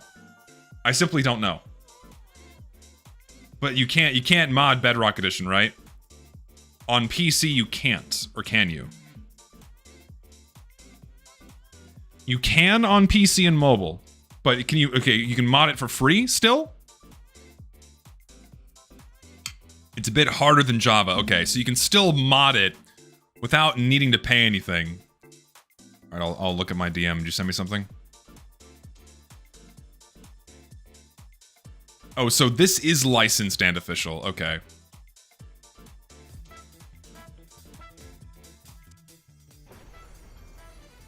I was gonna say, there's not a chance in hell that they were letting this slide without a license, man. They would step in and nuke this shit from orbit. Remember when this game was about, you know, survival and exploration and surviving the night and managing resources and whatnot? What happened? Well, Roblox happened. Roblox happened. This is bleak. This makes me sad. I wonder how many people actually play this.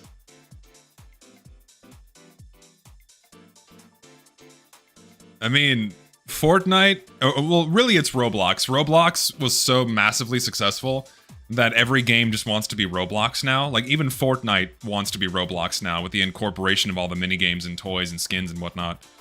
Like, Roblox was churning this shit out, I think even before Fortnite was, like, really catching steam. Because Roblox has been around since 2011? 10? Long time ago. It like, and then it just kind of ramped up and got worse from there. Yeah, TF2, I think Valve would like to have another Roblox on their hands, but I think they know they can't fully transform an existing game. Really? 2006? That old? Holy shit. Okay, so it's been, oh my god, 20 years. 20 years of Roblox. My god.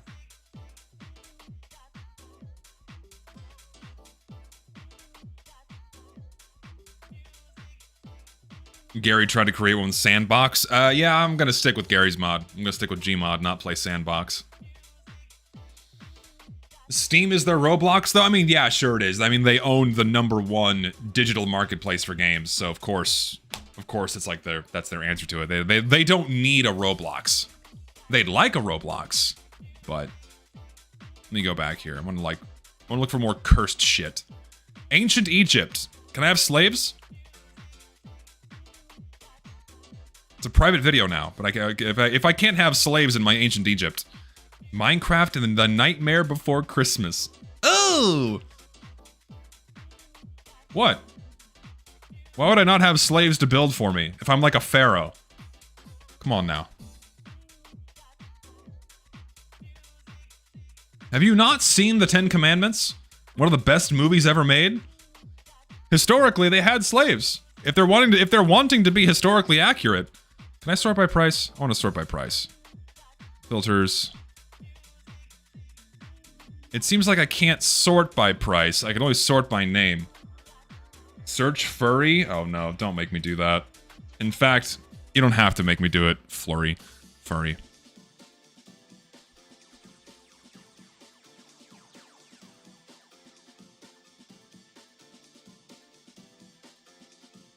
Yeah.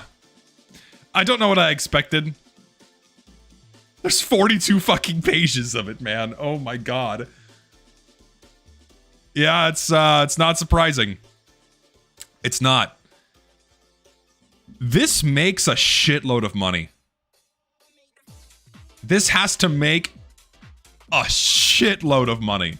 There's no way it doesn't. Do you know how many children flock to this? Skibbity. Yeah, Skibbity.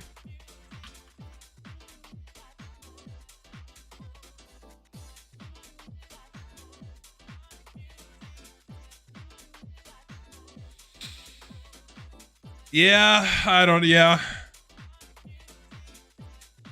Player customization in Sandbox is evil? How so? Every day we stray further and further from God. Yeah, we kind of do. This is, Yeah.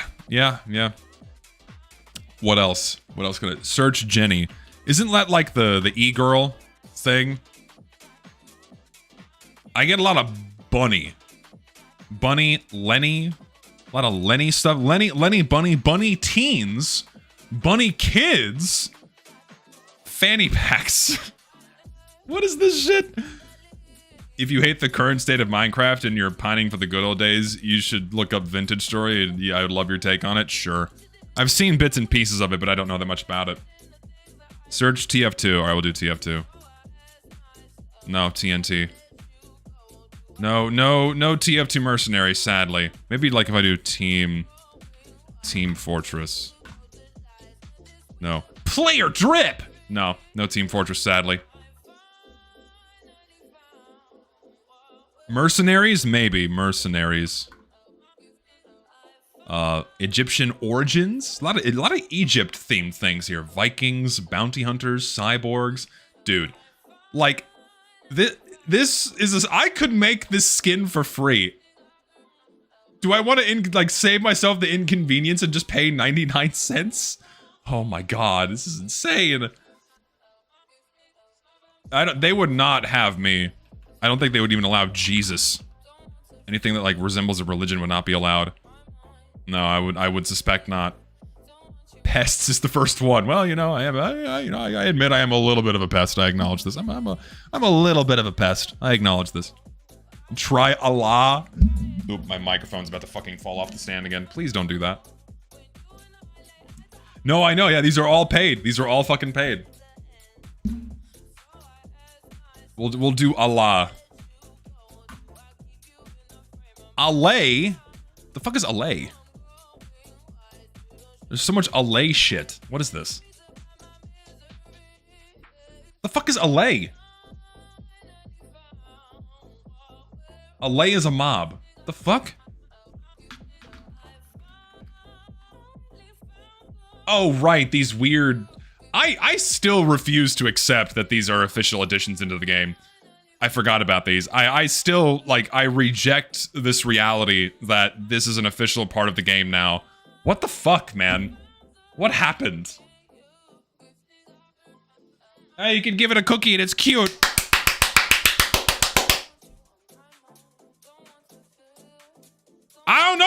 fucking does. No, I know copper golems. I saw that one. It's a little, it will do a big chungus. Why not? Hipster doggos? No. Search rogue team.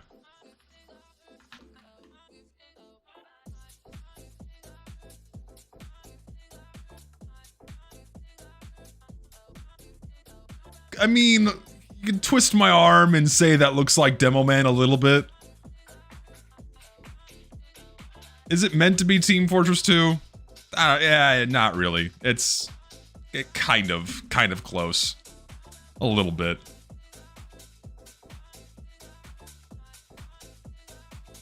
Looks a little bit like Demo Man. I could agree to that. Try anime? Oh god, you know there's gonna be a bunch of this shit. Oh, yep, loads of options. Anime! Here's like totally not Asuka and Black Goku. Oh my god. Beautiful. Anime idols. Is this AI?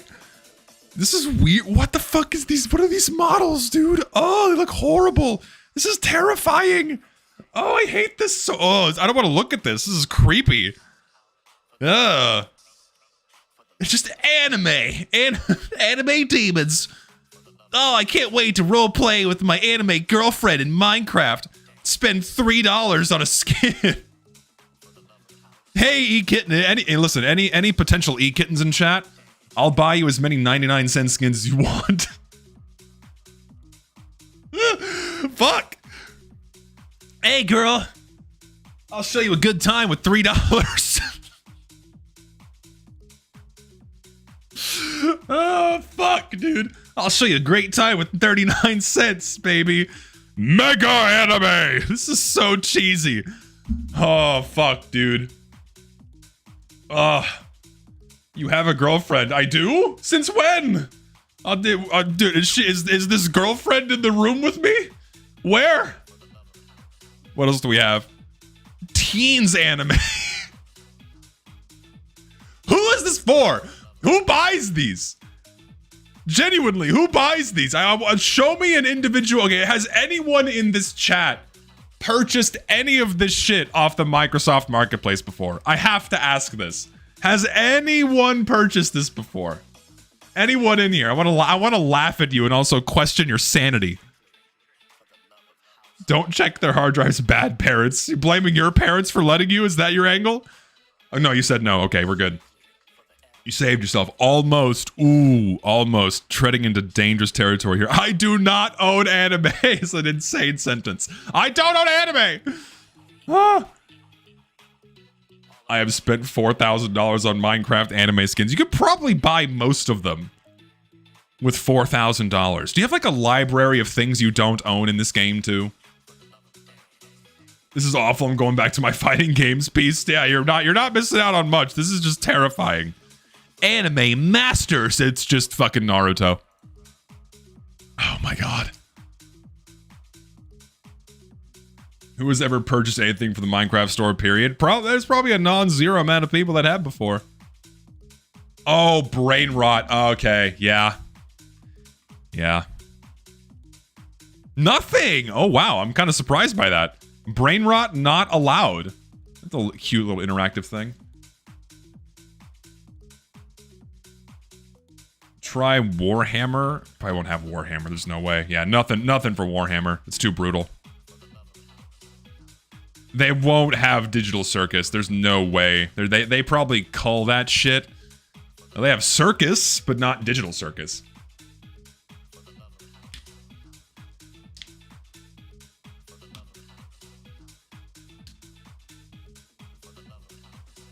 The stupid like wood stick. The wood stick thing is copyrighted. Why does that not surprise me?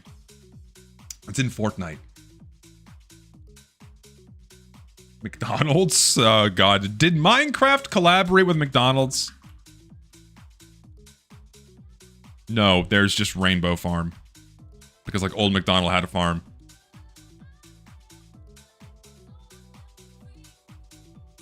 The most expensive item I found is a skin pack called Animatronics. Animatronics.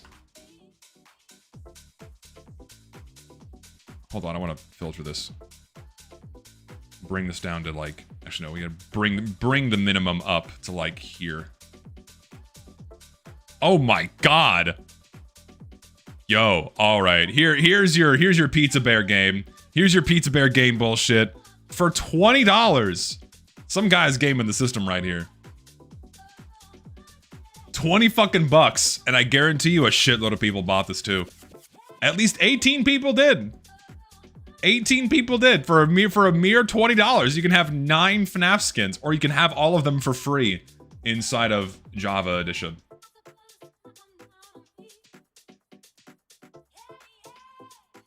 How much is a Five Nights at Freddy's game? Oh, okay. Well, it won't be My Little Pony, but it'll definitely be Pony. Really? Nothing? Horses. Horse. No, that's honestly surprising.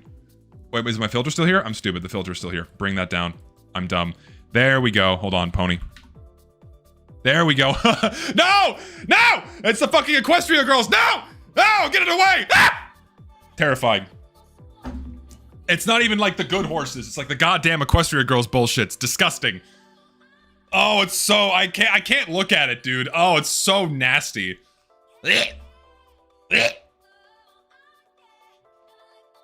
So bad. And then they have like the other, they have like Pony Teens, where it's like vaguely the fucking MLP characters. You can get the first 6 games for under $20. That's insane. Wow. Legally distinct MLP. Jesus Christ. Zesty is disgusted of woman clip this. Listen. I can't really undersell, or sorry, I can't oversell just how hideous Equestria Girls is. I can't. It's so bad. It's also so jarring going from the normal show over to that bullshit. It's just bad. It's bad. Ugh, it's ugly. Undertale? What's like we need some like legally distinct Undertale. Gamers! Gamers! 35 people bought it, which is crazy. Genuinely need to remove my eyes and hit them with 50,000 buzzsaws and then make them sit through 60 mod pack and 1.7.5. Bumblebees? Yeah, this dude. 38 people. 38 people like the bees. I don't think they're gonna have like YouTubers on here. They're not gonna have like Uncle Dane. They're gonna have whatever the fuck this is. Oh my god.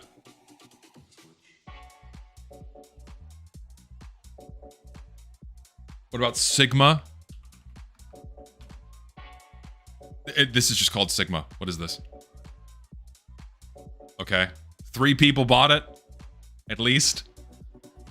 Next TF2 update, the Mercs hunt down bumblebees. What resource packs are in the marketplace? Yeah, there's resource packs to this. Hold on.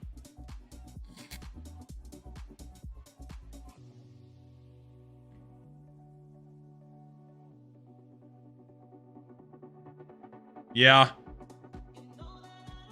Fucking. Do you want your Bateman skin? You want your Bateman skin for $2? This is retarded. There are so many.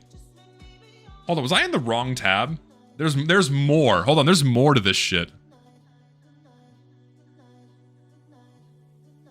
The kids can't be saved. I'd be very concerned if my child was playing modern Minecraft and spending my money on this. I don't think I could let these things come to pass.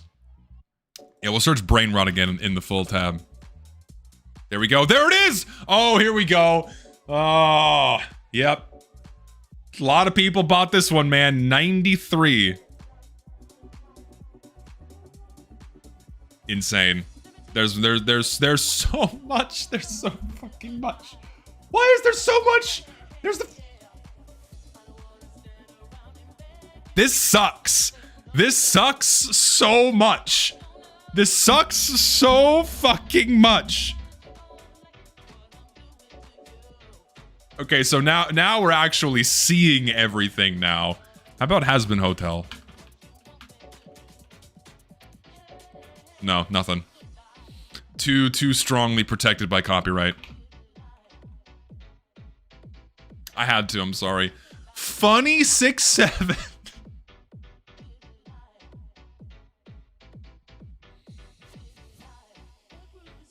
This is a nightmare.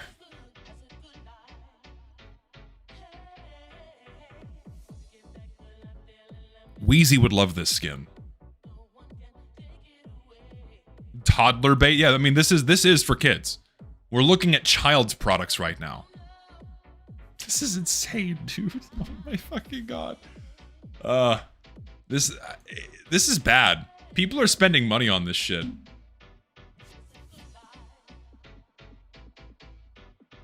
Grown man shakes fist at cloud is what I'm doing right now, effectively. Friday Night Funkin'. No, nothing. Nothing.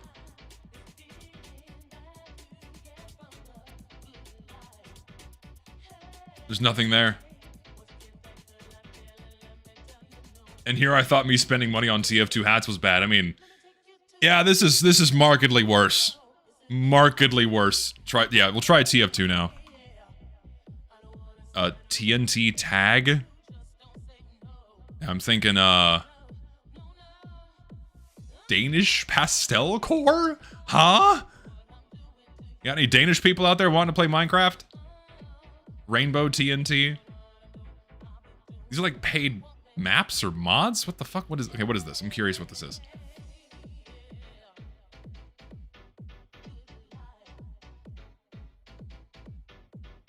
It's a game. These are mini games. They're selling you access to mini games. Try memes. Good idea. Memes, dude. Here we go. Yes! Yes! Inject this shit into my veins! Now, all the memes you could ever want. This is so fucking retarded. This is immensely retarded. Meme and Foods HD 2. Two people bought this, by the way. Animal memes. It's just animals. I feel like meme is a qualifier tag that people just slap onto their skin pack so people like find them in the search options. I suspect 203. Look up dating. Oh no. Place your bets. Place your bets. I would really, really hope that Microsoft steps in and doesn't allow that shit on their marketplace. I hope that's the case. Okay. They don't have anything like explicitly under dating. Let's click the first option because like, are there tags? I don't think so. I think we're safe.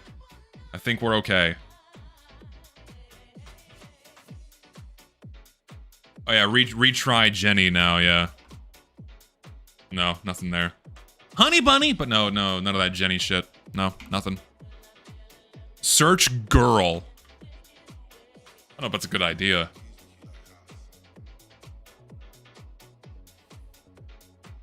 E-girls, dude! Boy versus girl gamers. Wake me up from this fucking nightmare. Get me out of here. Oh, shit. Oh, this is bad. Mean Girls.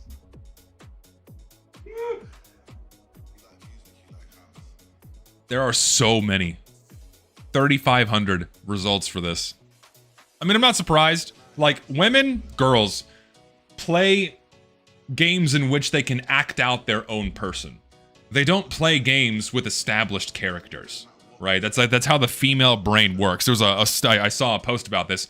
Lego did a study because they were trying to break into the girls' toy market, and they did a study where if they hand little girls an established character, they try to make the character behave like them. But if you hand a boy an established character, they want to be the character. They want to know everything there is about that character. They want to behave like the character. Like, you hand a boy a Batman toy, they want to know everything there is to know about Batman and play as if though we're Batman. You hand a girl a Batman toy, they're gonna make Batman like, you know, like cook and do flower gardening and shit like that too. So whenever a girl is handed a game by which they can act out their own person and be social, those are the games they gravitate towards. So is it really any surprise that you have like a complete, like a tidal wave of like girl skins for Minecraft? Femboy or tomboy? We'll do femboy first. They have dude, there he is right there. They have tomboy fashion. Blue anime. Yeah, they don't really seem. They have creepypasta. Oh my god, you can be your favorite creepypasta character. Holy shit. For a mere $2.99. Ah, yes. Blue anime. Yeah, what about red anime? Overwatch? They're not. I mean, they're not gonna have that just by nature of it being copyrighted. Yeah, they're not going to. Not gonna. Made.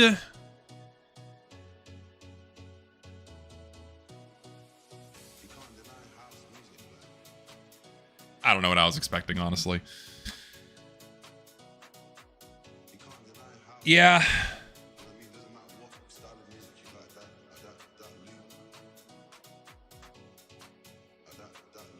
I'm very concerned for the youth, honestly. My mind does not go to wholesome places when I see these things. It doesn't. My mind does not go to good places when I see these things. I know what these are being used for. I know what they're being used for, man. I do. And none of it's good. None of it's good. Look up Sonic. Maybe they'll have Sonic. Oh, well, they did official collaborations, it seems. Yeah. Yeah, they did, like, official shit, so... Which is insane, too. Now you can just play Sonic in Minecraft now. The Sonic texture pack. What is happening? What is this game? Yeah, not surprised. Thing is, I wish I could sort by most expensive. You can't do that. You can only adjust your slider options. Chili dogs. People really wanting me to look up Pride. Fine. Here's your Pride flags. Here's your Pride flags. Here you go. Oh. Okay, they're still doing it. Okay, I was gonna say, did they stop doing it? Was there a post this year? I mean, what did we expect, right?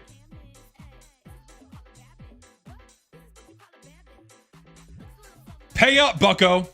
You want to have some representation? You gotta pay us some money. You'd think, if they're being and giving like Microsoft the most charitable angle imaginable, that if they're really wanting to have representation in their video game, that they wouldn't charge you money for it. But baby, they gotta rake in those dollars. They gotta rake in those dollars. Oh yeah, I forgot they did like the really cringy MLK event too. I forgot they did that.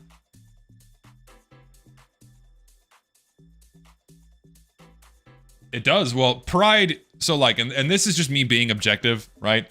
Like the whole Pride Month thing, it did used to make them money. Like it used to be the thing that would increase their ESG score and increase company value. But as soon as that shit became contentious and was no longer valuable for companies to do, notice that this year's Pride Month, no one did shit. Didn't hear about fucking anyone doing anything. No profile pictures, no events, no movements, nothing. Because that shit's that's not profitable anymore. Do you think the companies ever cared about you? Are you gay and you thought these companies cared about you? Or like, are you lesbian or any other like letter of the alphabet and you think these companies cared about you? They don't give a fuck. They care about your money. They treat you and everyone else like fucking cattle. Doesn't matter what sexual orientation you are. They care about your fucking dollars. How would the corporation do this? Why would they do this? I thought they cared. No, they care about your fucking money. They want you to be a customer. That's all they care about.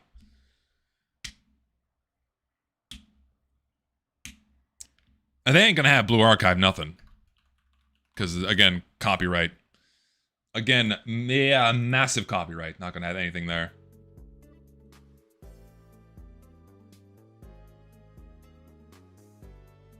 They're also not, they're not gonna have Undertale. We did. They're not gonna have Undertale, because, again, copyright. Not gonna have shit. If gamers!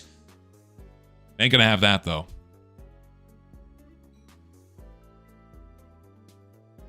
Oh, okay, yeah. Before I sign off, Scrandle. Before I sign off, we gotta do Scrandle. Yes, we do. Thank you for reminding me. We must do Scrandle. Let's do it.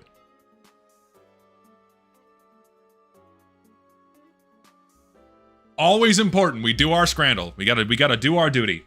We're going for a 10 out of 10 today, alright? We're going for a 10 out of 10 today. We gotta hit the daily. Alright. So we have to vote on this one. Steak and peppercorn fries or jerk chicken salad? Oh, fuck. This looks good, dude. Meat and potatoes with peppercorn sauce? I would fuck this up, dude. The jerk chicken salad looks more appetizing, but honestly, the fries? Man. To be fair, I would annihilate either of these. I would. I would fucking eviscerate either of these. Since this one doesn't count, I'm gonna vote for the. You know what? Honestly, I'm gonna vote for the steak. I'm voting for the steak because that's what I would go for. That just. What? Dude, okay. Automatic winner on the butcher's box. This is sad. Look at this sad ass sandwich. Ham and cheese bocadillo. Little sad ass sandwich. That is pathetic. This is a fucking hearty ass meal. Got burger patty, pulled pork, loaded fries, spicy chicken kebab on naan bread. Holy shit. Is the right picture safe for? And also €4 for this is insane. Dude, like, that's just no contest on the butcher's box. Okay. Fish and chips and battered sausage. Oh, that looks fucking awesome. Or a Modelo Negro Michelada. I'm not a fan of this kind of drink, honestly. I've never been a fan of these at all. To me, huge-ass honkin' piece of fried fish and a battered sausage and the fries. Also, 17 pounds for this is insane! Yeah, they charge the shit out of you for alcohol whenever you go to a sport. Yeah, the clear winner is the fish and chips and the battered sausage. Oh, fuck yeah, dude. Battered sausage alone. Sign me up. Fried food, I'm a sucker for. That is sad. That is the saddest fucking hamburger I have ever seen in my life. With a Coke, though. With a Coke. It comes with a Coke, but I mean, the pulled pork topped hot dog. That is the clear winner. That looks tasty as fuck. That burger is that looks dry. It looks sad. There's all the lettuce is off. It's like served on a shitty paper plate too. Man. I'm thinking the hot dog. It does have a drink, but the hot dog just looks so much better. Yeah, that a clear, definitive winner on the hot dog. Oh.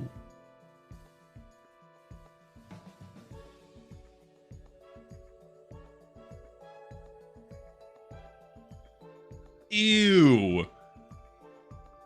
Oh, both of these are terrible. I like cottage pie, but this is like a little shitty. It looks like a little crappy pre-made one they stuck into an oven that was probably frozen before. And then you have lobster steak, chicken tender, and salad. Free, but with admission. So they comp you the price of the food with your admission. Looking at the lobster tail, everything just mashed up on the same... This looks gross. They both look really gross. Look at the plate. What the fuck happened to it? It looks like 2 plates. It looks like they have 2 plates layered on top of each other, I think. Or, wait, no, hold on. Like, is it? Yeah, I think it's 2 plates. Yeah, it's 2 plates layered on top of each other is what's going on here. God, I don't know. I mean, yeah, it's free, which is the appeal, right? This is free, so that's the major appeal. But dude, this looks, they both look vile. I'm gonna take a gamble. I'm gonna say it's the lobster because it's free.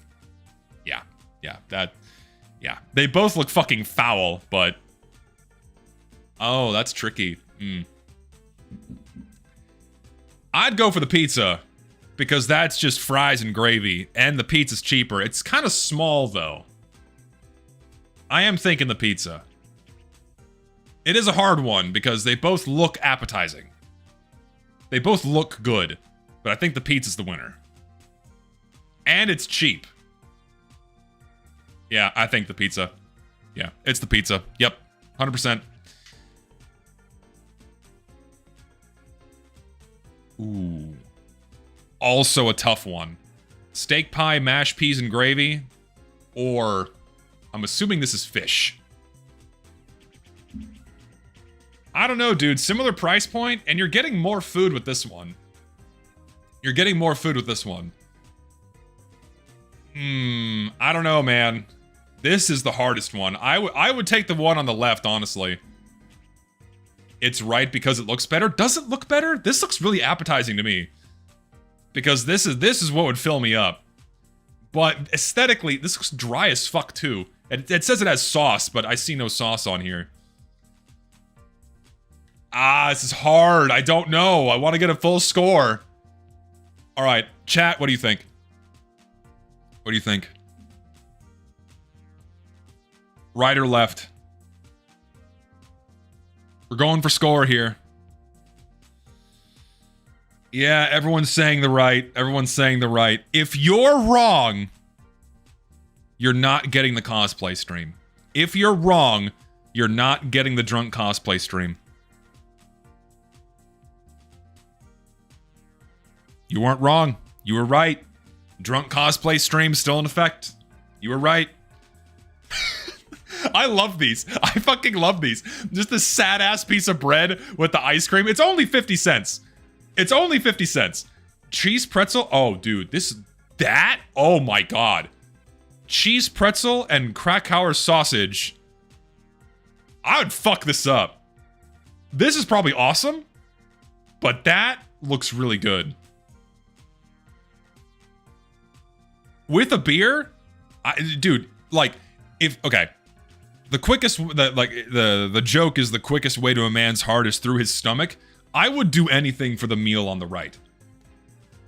Like, you could convince me to do anything if this was my payment. A cheesy pretzel, bratwurst on a bun, and a beer. In a giant fucking mug. Sign me up. It has to be the pretzel. Yeah, it's close. But that was the definitive winner. Okay, dry-ass hot dog. It's so gray. Or 20 pounds for chicken tenders and fries and a soda. Holy shit, that's expensive. Oh my God, that's ridiculous. It looks better, but that's a ridiculous price. Oh my God, that does look like a turd. Wow.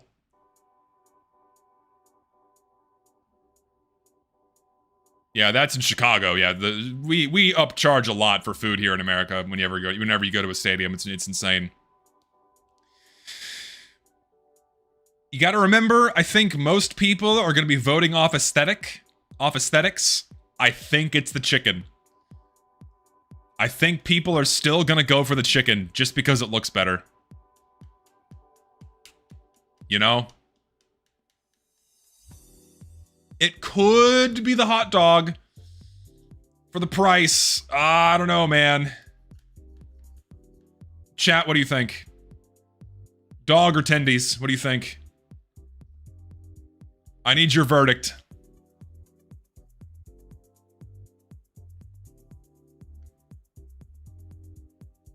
Oh, we got a kind of a split.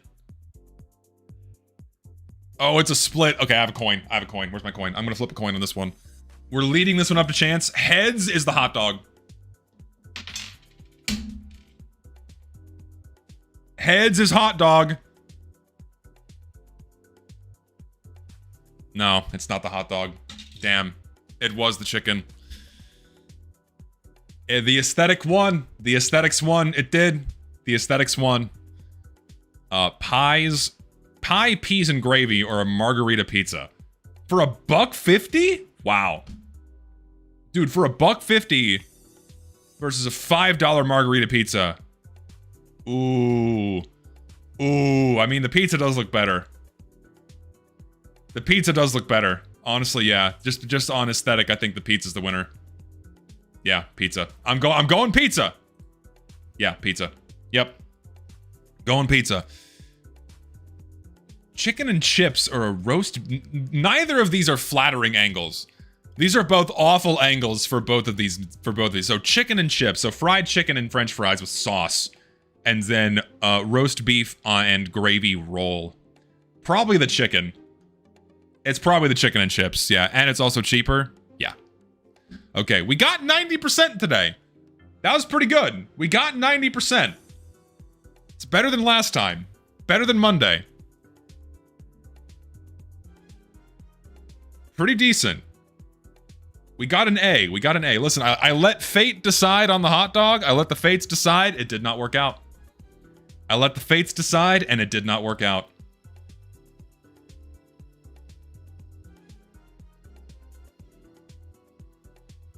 I gotta go. I've been streaming for 4 hours again. I gotta sign it off there. My voice is tired. So, thank you all for hanging out today. Wonderful time. Going on vacation tomorrow, so no streams next week, but I'll be back the following week for the usual schedule, okay? The next episode of Idle Time will release. I'll probably push it out on July 5th. I'll delay it to July 5th just so you guys have something to watch while I'm gone.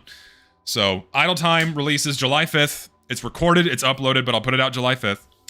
And work is ongoing in the background for the next main channel video. I'm terrified about getting it done on time. Fuck. We'll see if I can do it. But yeah. You guys are awesome. Thank you all for your lovely donations. You're all wonderful people.